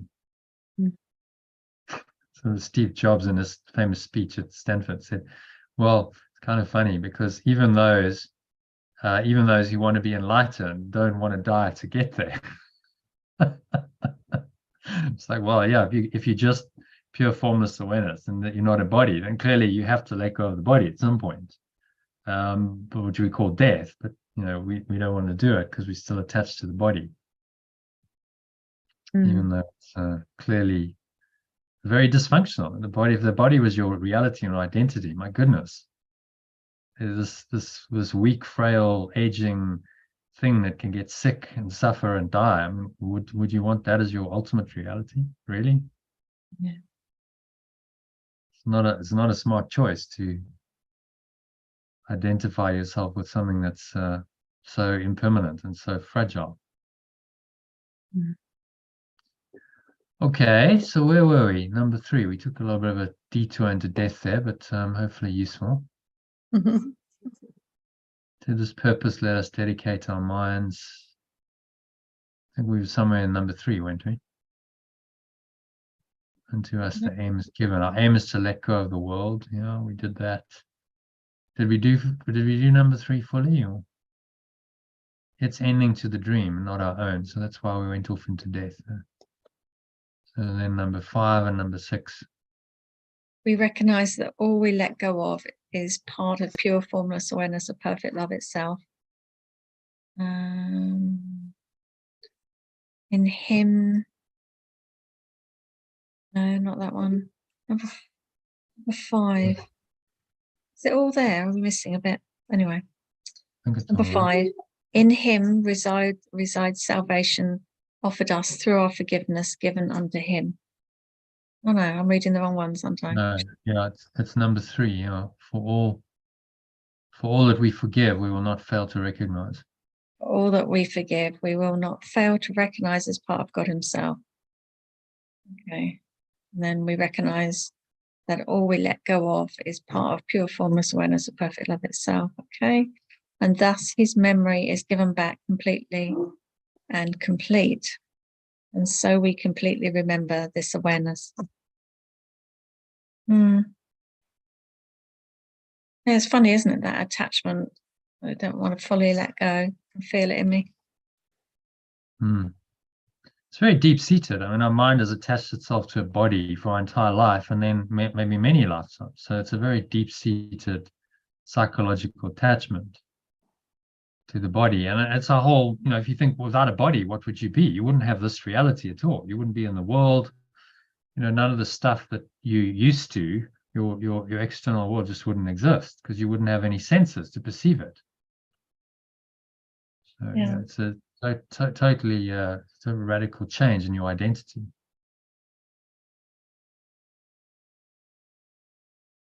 All right, I'll look into that one then. Am I really ready to fully let go? No. Oh, it's a process, So when you're ready to fully let go, then you will fully let go and you'll lay the body aside. That's how it works. In the meantime, you're like, okay, well, it's a journey. And I just journey. All he's asking us to do here is to give our lives to the Holy Spirit. See? That's how he's framing this, saying just give your life to Spirit and let it direct you. And that's where he's leaving us. He's not saying, okay, now we come to the end of the course. Right, you're all ready to let go now. So let it all go then. Harikiri, here we come.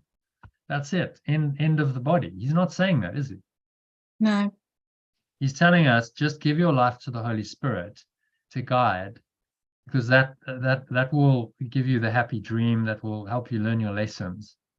So when you're ready, finally, you lay the body aside and the dream is over. And that might take another 10, 20, 30 years, depending on how old you are. And that's okay, because, that's nothing in the grand scheme of things. And while you're here, you can be a very, useful instrument. You can help in the awakening, which is, what God needs teachers while you're here. So it's a bit of it would be a bit of a waste if you've come to the stage of being an advanced teacher, and then you go, all right, okay, Harikiri now, off we go. Imagine if Yeshua had done that. He got to his awakening and he went, okay, well, that's it. I'm out of here. I'll just, throw myself off a cliff or something on my way out of the desert and end it. No, he came back and he was like, because my journey is to bring the teachings into the world, because people need this. So it's an act of, in the Buddhist teaching, they have the bodhisattva, it's like the idea of the awakened being who now comes back into the world and it is there to help people and serve people. And that's almost the highest calling in the Buddhist idea. It's the highest state. What I'd say to that is, no, it's not ultimately, but it is a state that is quite it requires quite a lot of the person, because they could just leave and be in bliss, and they'll say, okay, well, I'll deal with the world of form for a while because I need to fulfill a function here. You just don't get caught up permanently. You don't have to keep coming back, because in some of the Buddhist teachings, you just keep coming back as a bodhisattva then until every mind is awakened. Well, that's going to take, they'll be here forever, virtually. And that's not what he's saying. He's saying you can actually free yourself. You're allowed to do that. And then the Holy Spirit and the Christ, which are eternal, will be there to help the others to awaken. And you would be part of the Christ mind that then is still helping others who are still lost in the dream to awaken. You would join Yeshua, and you would become one with him, and then you would be the voice of the Christ and the Holy Spirit speaking to people in their dream. So you're then just playing your part from the other side, from the other level, not as physical, because the Holy Spirit can then inspire people who are physical to do it. Then it's their journey to do. So Yeshua's like, okay, well, I'll give you the teaching, but it's up to you still in human form, to now live it and express it and take it into the world. That's then each of our individual tasks, to accept that in our own way.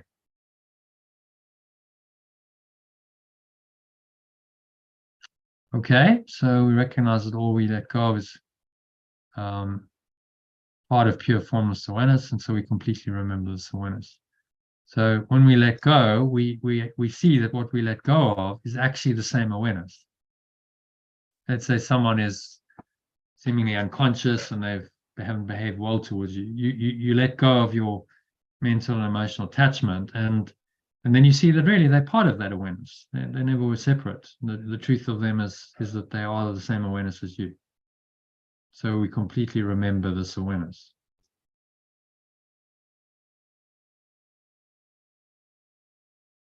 It's the only way you will remember that, because as long as you haven't let go, there's going to be another awareness going on for you. So you haven't completely remembered this awareness. You've got something else going on.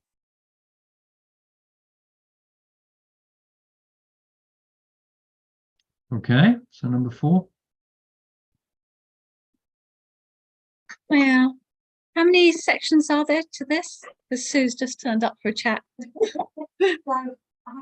Who's turned up for a chat? Oh, you're right. Don't worry then. Yeah. That's all right. How many sections are there to this one? There's another 3 paragraphs. All right. Okay. 5 and 6, and then the lesson. Yeah. All right. Carry on.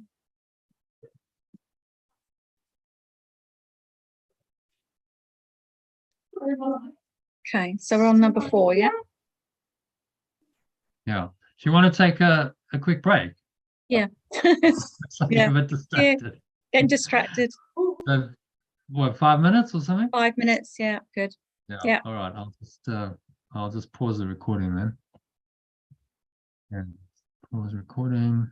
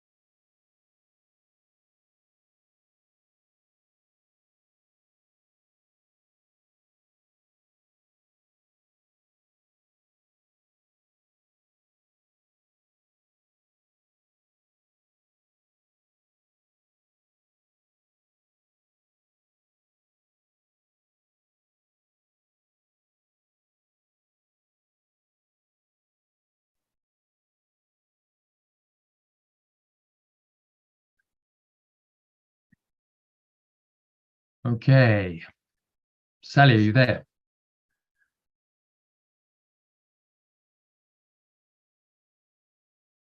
Are you back? Yeah, I'm back. Thank you. All right.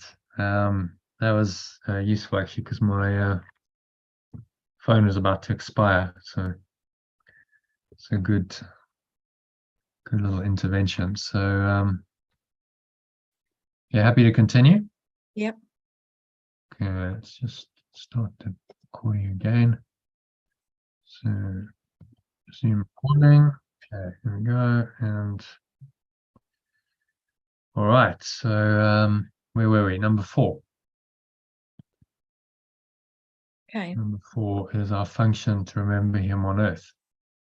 At the top, did we at the beginning of that one, are we? It is our function to remember him on earth, as it is given us to be his own completion in reality. It is our function to remember it on earth, as we are its own completion in reality. Our function to remember him on earth, as it is given us to be his own completion in reality. Yeah, okay. And so let us not remember it is this awareness we're talking about, pure formless awareness of perfect love. Yeah. So rather than him, it's it's the awareness itself. Okay. So let us not forget our goal is shared, for it is that remembrance which contains the memory of God and points the way to him and to the heaven of his peace. So let us not forget our goal is shared, for in this remembrance is the memory of perfect love that points the way to it, to the peace of pure formless awareness. Okay, sounds good. And shall we not forgive our brother who can offer this to us? And why would we not choose to let go of all our grievances towards all our companions who can offer this peace to us? Yeah, quite so. Because our brother, I mean, what he's saying here, one brother is every brother. One brother that's the symbol of everyone. All right. Just made that explicit. Why would we not choose to let go of all of our grievances towards all of our companions who can offer this peace to us? They're like, if you have one big challenge, they're not quite the right words, and then you'd learn big forgiveness from opportunity. Yeah. Okay. And that if you don't let that go, then that keeps your ego intact. So it needs to be a complete. I do it for everyone completely without exception. Yeah. In order to undo the ego. He is the way, the truth, and life that shows the way to us. It is the way, the truth, and the life that shows the way to us. In him resides salvation, offered us through our forgiveness given unto him. Awakening lies in it, offered to us through our letting go.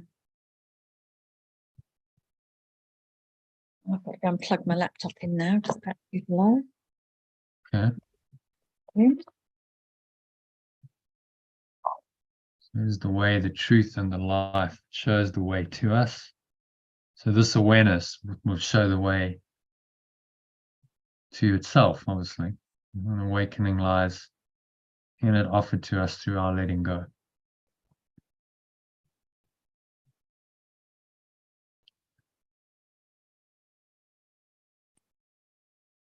I should change that to freedom. What do you think? A bit of freedom's good. Freedom's nice. Freedom lies in it, offered to us through our letting go. So it's saying there's only one way to be free, only one way to awaken, and that is we must let go comprehensively in all instances with all of our companions, and not hold on to any blocks to the awareness of love's presence.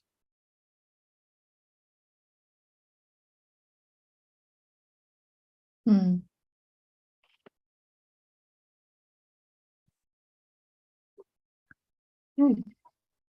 That's all we've got to do. Yeah, very simple. But that is a lifelong journey and a lot of work. Because apparently these things have happened, and apparently you have the grievance, and now you have to correct your minds. And actually, none of that happened. But then you says, but it did happen. Look, there's the person, there's the consequences, there's the effects. It's the this happened, and so you see the split in the mind cause the split in reality. It's different worlds you live in. Mm. It's happened, it hasn't happened. You're not going to reconcile those, are you? It's one or the other. It just stops happening, doesn't it? You just stop experiencing it. Yeah. Well, you stop the thoughts. The idea is you stop the belief system, the identity that is causing the negative stuff to happen. You let go of that as you forgive. So I used to have a lot of incidences where the dog would bark at someone and people didn't like it, or whatever.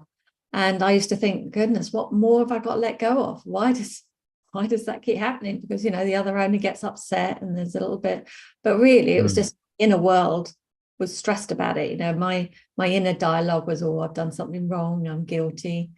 And then since I let that go, we haven't had any barking. Doesn't happen. No, it just doesn't. Because you corrected it on the internal level. And that's what this teaching is saying. Correct it internally and the external will follow. So simple, really, but it's a paradigm shift for many people who believe only the external is real. And the internal world doesn't exist for them. So you're saying this kind of thing, they've denied. Remember, the ego strategy is clever. It's saying that you don't have a mind. One of the ways that it can get you to prevent you from ever changing your mind is to say you don't have a mind. So you're a body, and everything's cause effect on the body level. That's a scientific materialist paradigm, and it's at its extreme. You don't even have a mind. You have a brain, and the brain thinks for you. So you deny the internal world, which means you can never change. If you don't have a mind, you can't change your mind. Do you see how clever it is? Acknowledging that you have a mind, that the internal domain actually exists, is the first step in changing it. So, okay, well, then I can change my mind. And that's independent of the body. It's another domain. I don't have to have a body change in order to change my mind. And that's the fundamental basis of this teaching. You can change your mind in any situation, irrespective of what's happening to the body on the level of form. You can choose to change your mind. And then the body will follow suit.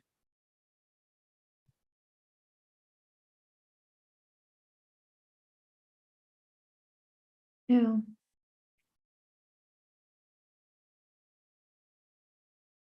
Just the effects on the level of form follow from the mind.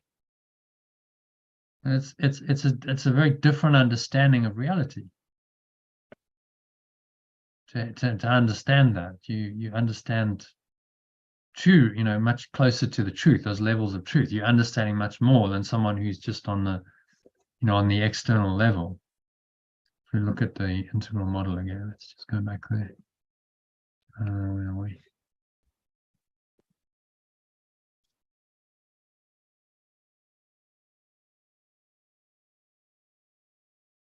If someone is rooted in the exterior quadrants and they think only this is real, that's the extreme of the scientific materialist paradigm.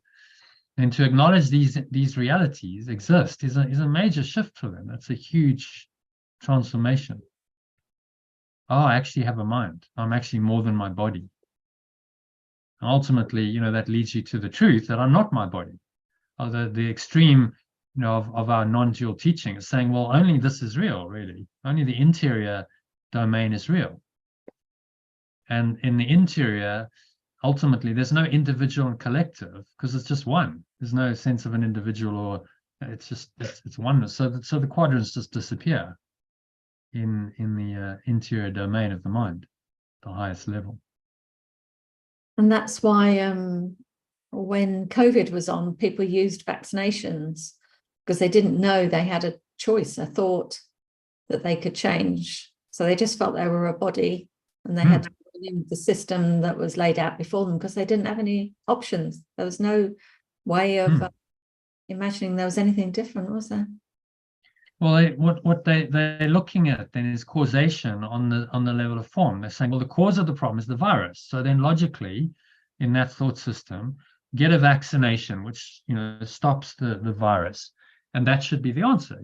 So, but that's all. That logic is totally on the external level, isn't it? Mm. You're not acknowledging that there's anything going on in the mind that could be causative. Oh, the virus just happens. And it's just that's what happens, and so now we've got to deal with it on the level of form and on the body. And I mean, it was a good demonstration of just where the world is at, because most people bought this idea. Okay, well, on the external level, this is happening, so I'll do what I'm told because that makes sense, logical sense. Yeah. But if you understand that it's all the virus, the real virus is in the mind. The virus is not physical. The virus is a mental virus. It's the ego. It's the idea of sickness is the virus. And the only cure for that is to let that idea go. A vaccination isn't gonna work, because the vaccination, you in fact, what you've done, it's a defense. So you've gone, I've defended against the illusion. I've made the illusion more real because I've defended against it. But some people believed in it so much that it became a placebo effect, that they felt invincible once they had the vaccine, but it just didn't last. like things in the ego land doesn't. Yeah, it wouldn't, because anything that's magic on the level of form, there would still have been a belief in their mind that, but what happens if there's another variant of COVID, or what happens if it doesn't work? I mean, I don't think anyone would have been totally convinced, because there was no evidence that it worked. You're just being told it worked. I mean, it was extraordinary. You're being told that this works. No evidence was produced that it does work, and yet billions of people took it just on no evidence. Extraordinary. But what it was a demonstration of was this attachment to the scientific materialist paradigm of the exterior world is real, and this is the only thing that's real, and this has all been denied. So we don't go and look at this and change our minds. We look for a solution on the level of form, and then the ego gives that solution, being the vaccination. And most people, because they buy the thought system of the ego, will buy that. And even people who are so-called spiritual, people who've done this for 30 years, Robert Perry and what's her name, Emily Bennington, they did that. I mean, like, hang on, you've done this for 30 years. Like, you've seriously studied the course, you've written books on it, you've taught it, and yet you still buy into the ego's logic. That's extraordinary to me. But that just shows you how deep-seated it is. That fear and the idea of the separate self and the ego attached to the body, and the fear, so deep-seated that even with all of that mind training, they couldn't overcome it. They still defaulted to, we'll be in a fearful state of mind, and we default to the ego, and we'll find a justification for it, that it's spiritual. But actually it's not at all. It's just honoring the belief that I'm a body. It's honoring fear. By my defense against whatever it is, I make it real. And then he tells us that, in my defenselessness lies my safety. That's the only place I will find. And vaccination is clearly a defense against something which you perceive to be real and a real threat, isn't it? It's obvious. And he stated it, even said in lesson 76, okay, well, you really think that some fluid pushed into your veins with a sharp needle is going to ward off disease and death? I mean, this is insanity, he says, that you can think this. So even, it just shows you, it's a good lesson, really, just how deeply entrenched the ego is. That even people who've studied it for years and years and years still can't see the wood for the trees in a situation like that. They still default to the ego position, and then they find, this is spiritual ego, they find a way of justifying their position from some kind of spiritual angle, which is very deceptive, because it's like that's actually Luciferic, because now you're pretending to be the light, but it's actually the darkness.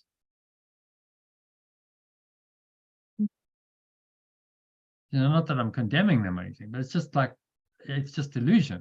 Look, if you'll be honest, and you have to be brutally honest if you're in the course, then you see the illusion, and you can't buy it anymore. It's like, no, this is clearly not in accord with what Yeshua is teaching. And just go to the course. If in doubt, just go to the course and read the course itself, because he gives you the teachings directly, and he doesn't mince his words. If he says, these things are insanity, and you really think that pushing sharp needle, fluid into your veins through a sharp needle is insanity, he means it. He's not saying it for no reason. He's telling us straight, because he knows how deeply entrenched this thought system is. And so he's like, okay, well, we've got to be very, very clear, very specific, and hold firm to the position of non-duality. Otherwise, you're in duality. As soon as you waver from that, you're back in duality. The ego's now got a home in your mind, and you're not free.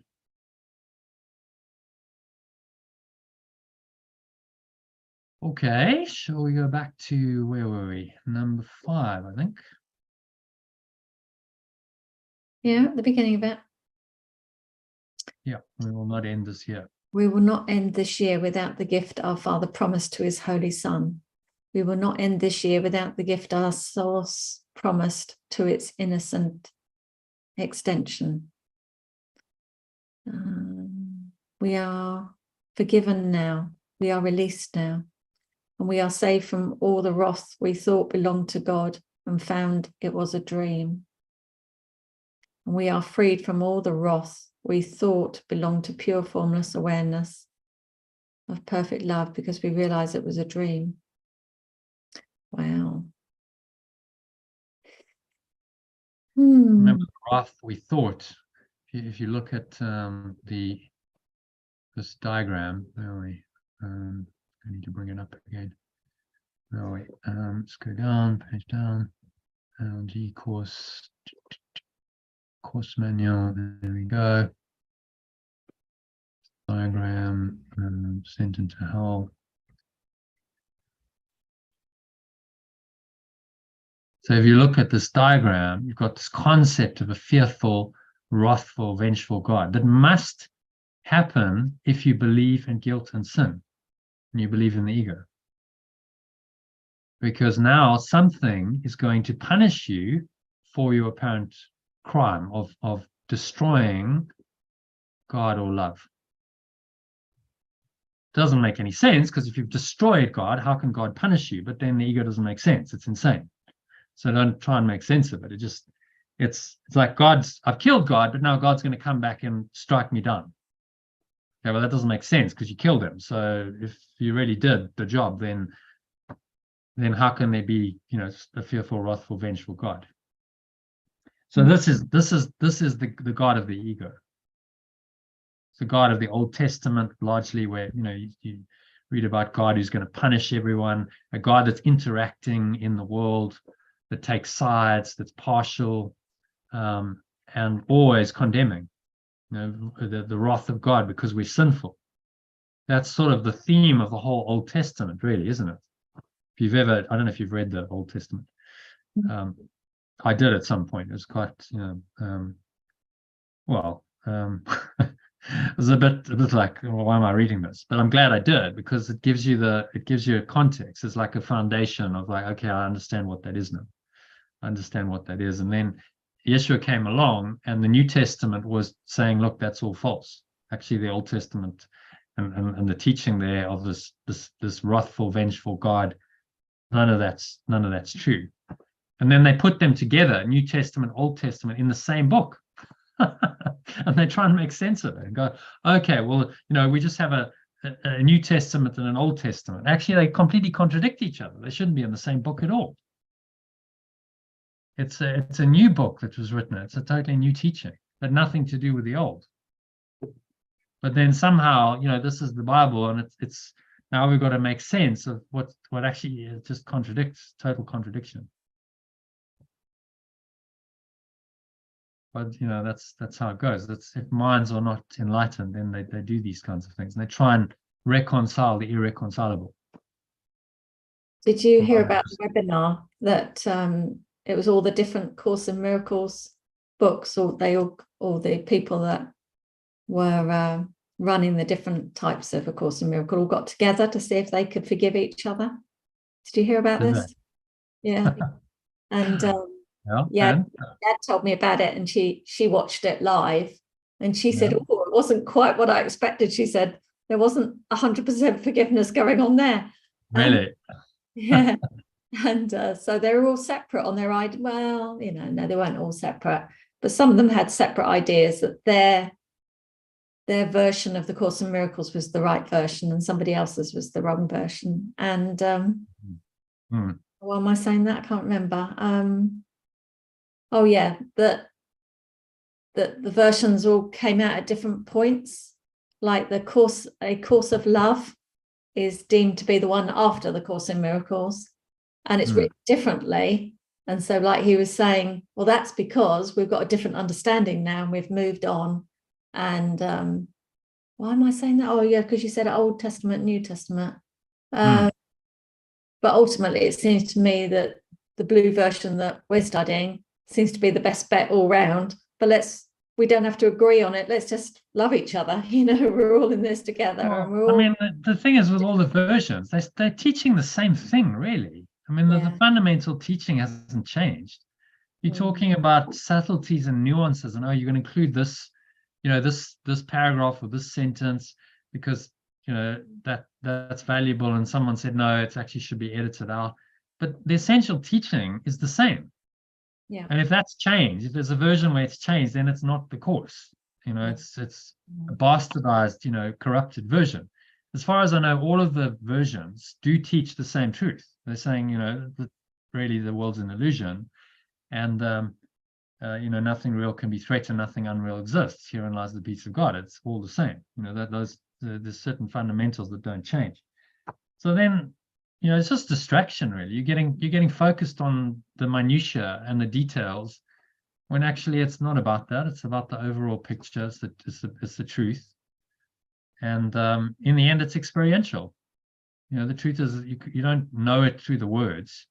You leave the words behind. The words are pointers to the universal experience of truth. So getting attached to words and our version's better than yours because we've got more words or different words, or it's playing in the domain of illusion. It's all illusion. There's only the truth, really. But people you see what happens, spiritual ego develops, and they get attached to their version of the course. Now there's a personal identification with that version. They go, well, this is more important, better, because it makes me more important and better, because I'm the one who's behind it, you see. So now the ego comes in, spiritual ego. And then I have to be better than someone else. So my version is better because that's telling me and the world that I'm better because I've come up with the ultimate version, and that's better than your version. I mean, it's just ego games. I mean, if you can't see that, you're blind. But the ego does blind you. So the spiritual ego can be quite an obstacle for people to overcome. Because it seems like you're on a spiritual track. I'm more spiritual. I've been studying the course for 30 years. Even that, 30 years. Like, what does it even mean? You're going to study it for 30 years and not really understand it, or you can study it for 1 year and really have the experience of it. And Ramana, in his enlightened state, he had one experience when he was 16 and he got it. Now he would have been more enlightened than someone who studied the course, say like Robert Perry, for 30 years. You see, I mean, it's not. Because it's not a quantum. It's not like, you spend so many years, therefore you're so enlightened. It doesn't work that way. No, I didn't understand it at all before I came here. It's an experience. It's your own experience of it. And that could come in an instant, like it did for Ramana, probably as a result of many lifetimes of work. He was probably a guru in his previous life. He'd done spiritual work before, almost certainly. But in this life, he just got it. It's like, that's it. He woke up and he got it, and he didn't need more training. He just experienced his enlightenment the rest of his life. Unusual, but it can happen. So it's like getting over all of these, these traps and snares, and saying, okay, it's just, there's a universal experience, and that's what we're aiming towards. It's the experience, as he says. It's like, this is taking you beyond words into the experience. So don't get hung up on the words, because any words, if it's authentic, it's coming from Yeshua. Any of those words will work. We use this version or use the Circle of Atonement version, which has more words. It's your willingness to learn, that's going to do it and bring it in. Yeah. But the ego enters in these domains and starts to create separation. And you just have to see it and kind of laugh and go, well, it's just, the truth is true and it doesn't really matter. So I've chosen the Foundation for Inner Peace one because it's the most widely available and accessible for people. It's the one that's most published, the one that most people, if they have the course, they'll probably have that version. It's available freely online, whereas, say, the Circle of Atonement version isn't available freely online. You have to buy the book. So is that worth it? You have to buy a £30 book or something, and then you can't study it easily on screen, because we can just pull it up now, and there it is available on screen. Great, easy, quick. So I just got the guidance. It was like, just go with the standard version, and then you're also not engaging any like special. Oh well, I'm more special because I studied the Circle of Atonement version, because that's different from your version. That's the superior version. It's like, no, just go with the standard, which was also the edition that was authorized. So Helen Schuckman was like, okay, I'm happy with that. I'm happy with that editing, because she was part of the initial editing with Ken Wapnick. So that sort of rings a bit truer to me. It's like, okay, they did it together, and hopefully it was inspired. I mean, there's some stuff, if you read the urtext and you read the original edition, which was less edited, there's some stuff you go, okay, well, it's quite useful to know that they included. I was like, yeah, why did they cut that out? But does it fundamentally change the message? No, it doesn't really at all. The message is the same. There's enough to study, I think, in this version. More than enough, yes. There's enough to study and enough to get your teeth into, and then it in the end it just leads you to an experience, and that's what it's designed to do. And then at some point you go, I don't really need to practice the course as much, because I have the experience. I'm in the flow. I'm in the miracles. Maybe you go, okay, I don't necessarily need to need the words as much. I think it's still useful, because the nature of the ego is to return, to keep some practice going. Just keep reminding. I think that that's useful for most people for an extended period. I mean, I'm a student first, a teacher second, so I'm going to be doing my own course, as well as I can, because it's like, yeah, I need to sharpen up a bit. It's like this process of creating the content means I haven't done as much spiritual practice as I would have liked. So I'd like to do some more meditation and really get into a zone I was in a few years ago before this, where I was really meditating a lot every day, and it definitely helps. So just keep practicing, and don't get sidelined by the distractions of the ego. It was fun though. Okay, so where are we? Let's go back to number 5. Freed from all the wrath. Yeah, I showed you wrath. We realized it was all a dream. Okay, we're restored to sanity. I think we're number 4. We are restored to sanity, in which we understand that anger is insane, attack is mad, vengeance merely foolish fantasy. Alternatively, we are restored to sanity, in which we understand that anger is insane, attack is mad, vengeance merely foolish fantasy. Number 5, we've been saved from wrath because we learned we were mistaken. We have been freed from wrath because we learned we were mistaken. Nothing more than that. Nothing more than that. It is a father angry at his son because is a father angry at his son because he failed to understand the truth. Could the source of perfect love really be angry at its own extension because it failed to understand the truth? No. Yeah, so that's the father angry at his son because he failed to understand the truth. And that's what he's saying. He's saying actually the source can't really be angry at its own extension because it failed to understand the truth. Could that really be the case? The source of perfect love itself could be angry. I mean, it's a bizarre idea. How could it be angry at anything? It wouldn't be perfect love then, would it? No. So then there's something else going on, which is it's the illusion of the ego. It's angry and it wants to, apparently punish its extension for its failure to know itself as perfect love.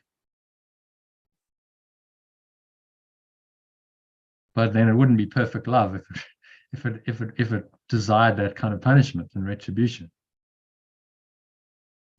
So you see how the egos just come in and it's just an insane thought system that's seemingly usurped perfect love, convinced us all these crazy ideas that they somehow have some validity.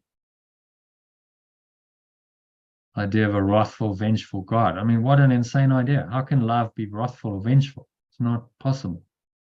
This is not love then.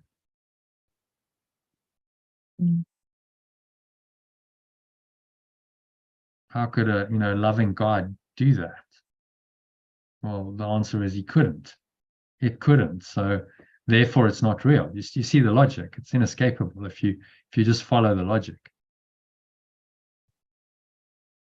But then most people get sidelined by that and they go, well, I just get stuck. How could a loving God do that? And they can't take it further because they're just like, I get stuck on that question. We say, okay, well, maybe then a loving God didn't do that. See, that's the next logical step, isn't it? Okay, so if God is love, if I accept that premise, which one has to, otherwise, you're believing in an illusion. So I accept that God is love, and then I see all this hurtful, vengeful, suffering, pain stuff going on in the world. Then how could a loving God have created the world? See, that's the question.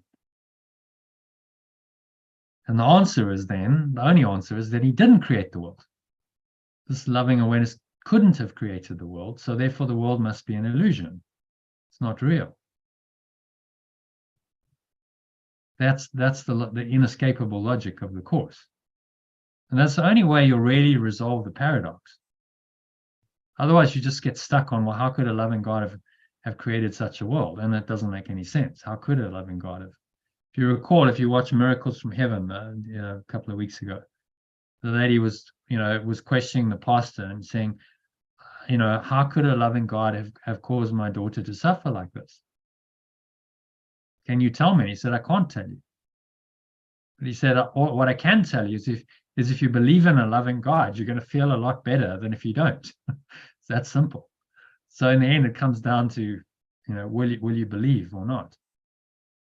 Faith in the truth that there's only a loving God, and therefore all else is illusion. All else is unreal. That's the only way out of the dilemma, the seeming paradox the ego has created.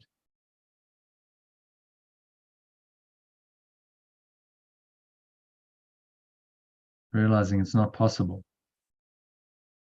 Not really possible, therefore it's unreal. Therefore you're dealing with the unreal. Yeah. Okay. Number Number 6. 6. We come in honesty to God and say we did not understand and ask him to help us to learn his lessons through the voice of his own teacher. We come in honesty to pure formless awareness of perfect love and say we did not understand and ask it to help us to learn its lessons through the voice of its own teacher.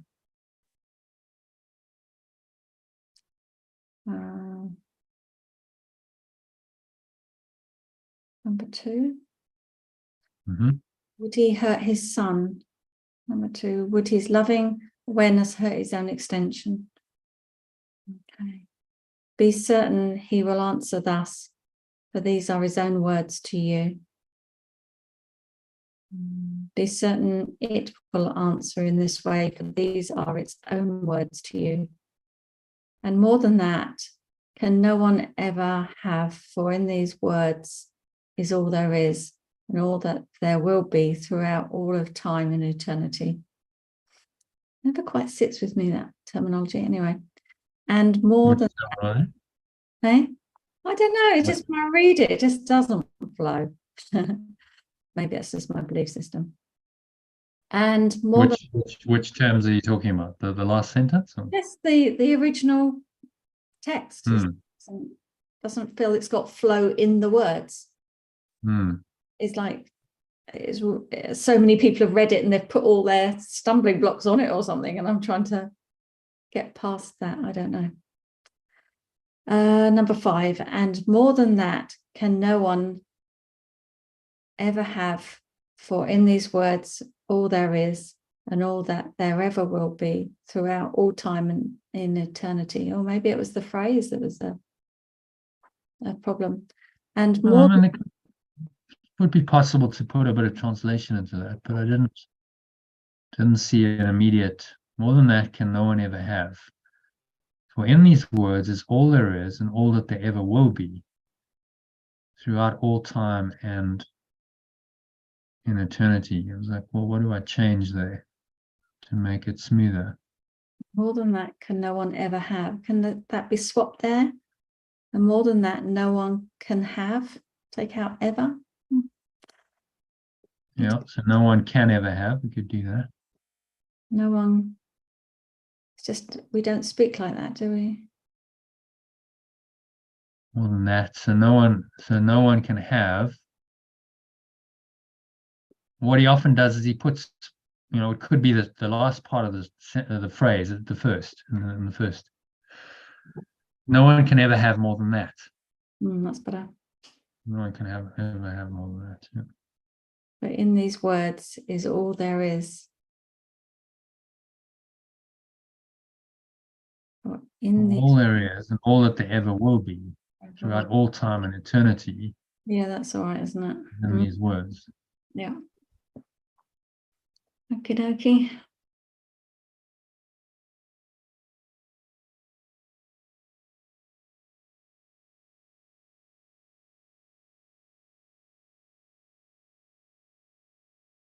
All that there ever will be.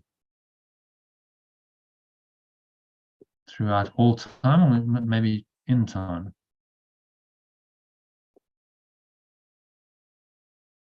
Simpler? Or? In time and eternity, yeah, that's simpler. It rolls better, doesn't it? In time and eternity is in these words. Or throughout time. How about just throughout all time. Throughout time. Throughout time. Or is she just adding another word in there that's going to be a stumbling block? Ever will be throughout time and eternity is in these words. So read that again and see how that flows. And no one can ever have more than that, for all there is and all there ever will be throughout time and eternity is in these words. Better? Much better. Hmm.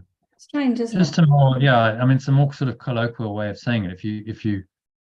If you rephrase it, so which makes it more accessible. This is the whole idea. So it's more like normal language than some highfalutin English, which people are like, well, what is? I mean, it's the same words, but the order is quite important, actually. Yeah. People's understanding it throws you a bit. You go kind of like, what is he saying? And then you reorder it, and it's like, okay. So but flow is important, isn't it? It's the flow of it, and I don't. Yeah, but got there in the end. It's now like 25 to 4, and I'm sure you'd like to get the lesson done. Yeah. We'll So just should we go on to the lesson? Yeah, it's going to have to whiz through it a bit though. I do have Okay. something to do. This All right. this holy instant would I give to you, be you in charge, for I would follow you, certain that your direction gives me peace. I give this holy aware moment to you. You are in charge, for I choose to follow you, certain that your guidance brings me peace. Yeah. Yeah. Lovely, lovely thought, really. Yeah, it is lovely. The holy instant is the moment, is the now. So every moment I give this, I translate holy as wholly aware, because I'm wholly aware. I'm in the moment. Have this whole awareness. I'm not in time. I'm not thinking about past or future or anything else. I'm just in my true awareness in the moment. And I give every moment to this presence, to you being the presence of love, remembrance of love. Yeah, it's a good one. Okay, shall I carry on? Yeah. And if I need a word to help me, he will give it to me. And if I need a word to help me, the remembrance of perfect love will give it to me. If I need a thought, that will he also give. If I need a thought, that will he also give. That's funny. If I need a thought, that will it also give. Should we change it? Yeah. If I need a thought, That will it also give. It will also give this to me. yes, that's better.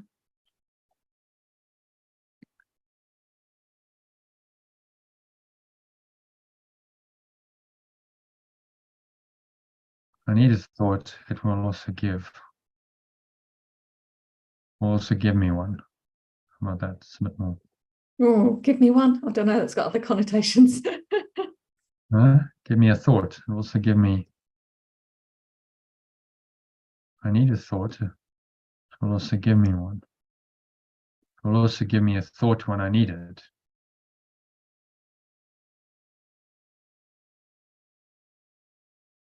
What do you think? Also give me a thought.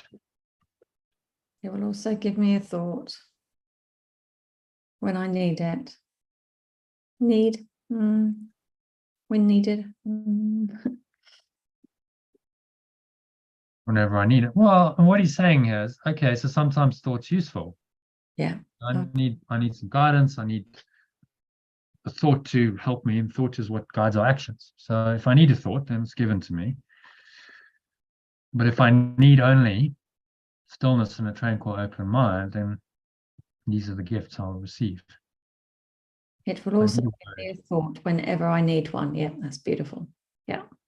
Okay, and then we can change this. The remembrance of perfect love will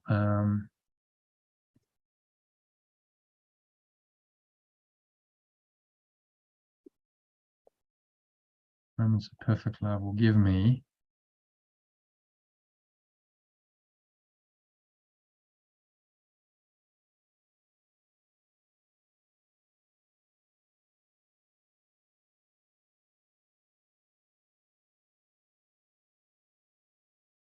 the words I need to help me.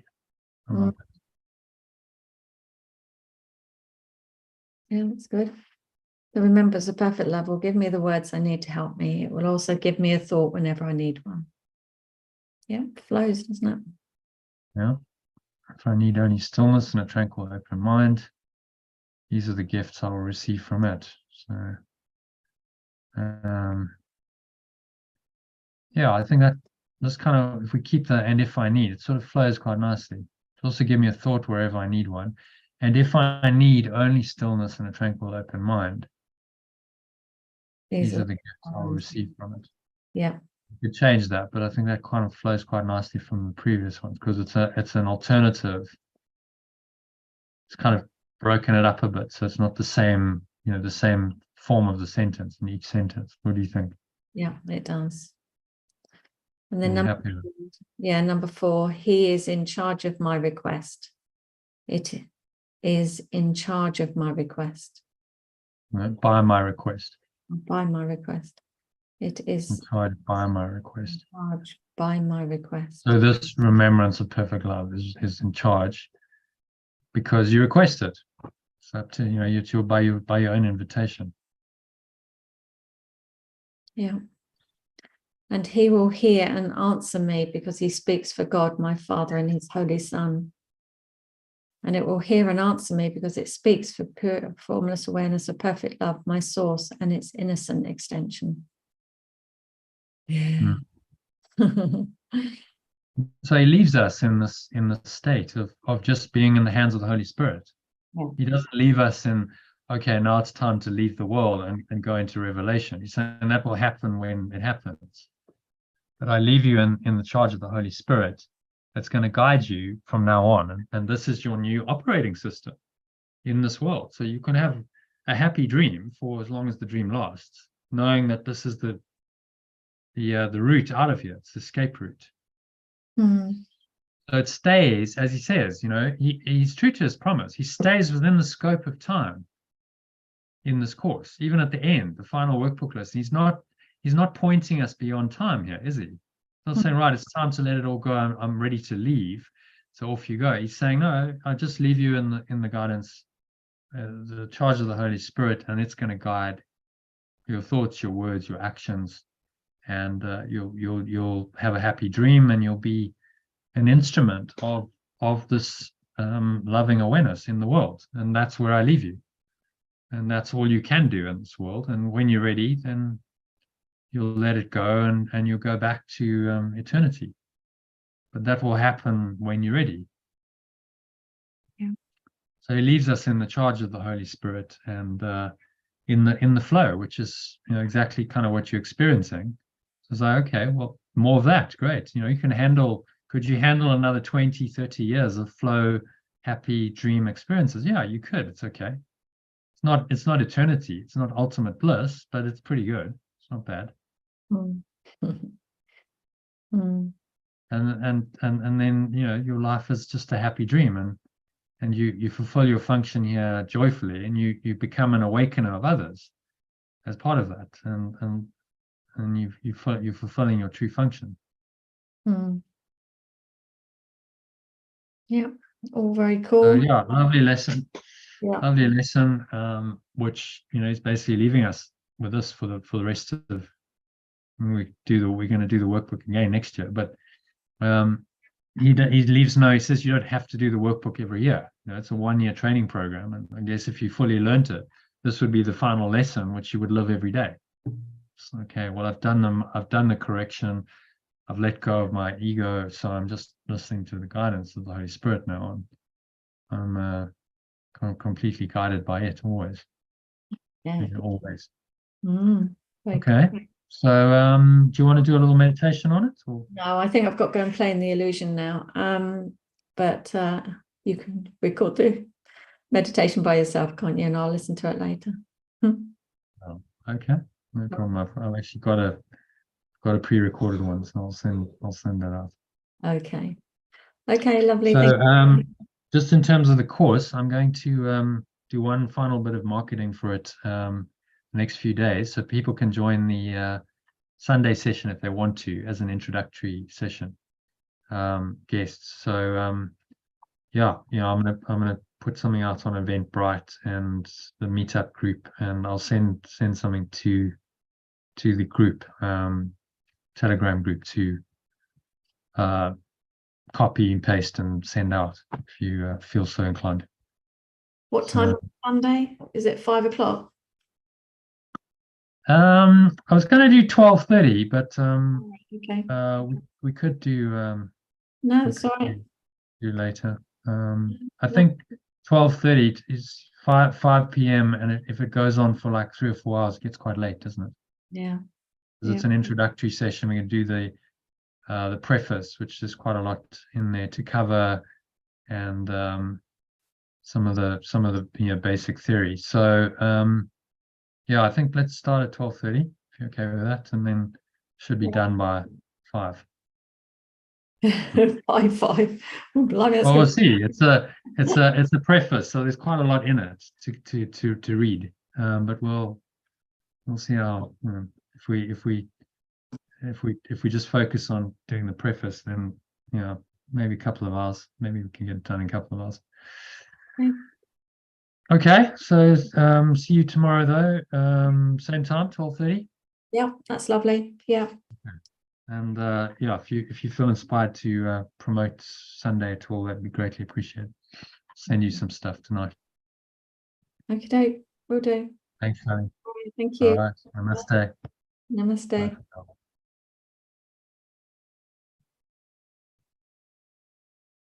Okay, so that brings us to the end of the session. Thanks to Sally and Jackie for joining. Anyone who's listening to recording, do join us on Sunday at 12:30 UK time. That's 1:30 Central European time, 2:30 South African time, for an introductory session to the Art of Letting Go course. If you haven't signed up to the course yet, it's open to anyone, so you can do the first session, introduction, and see if you like it.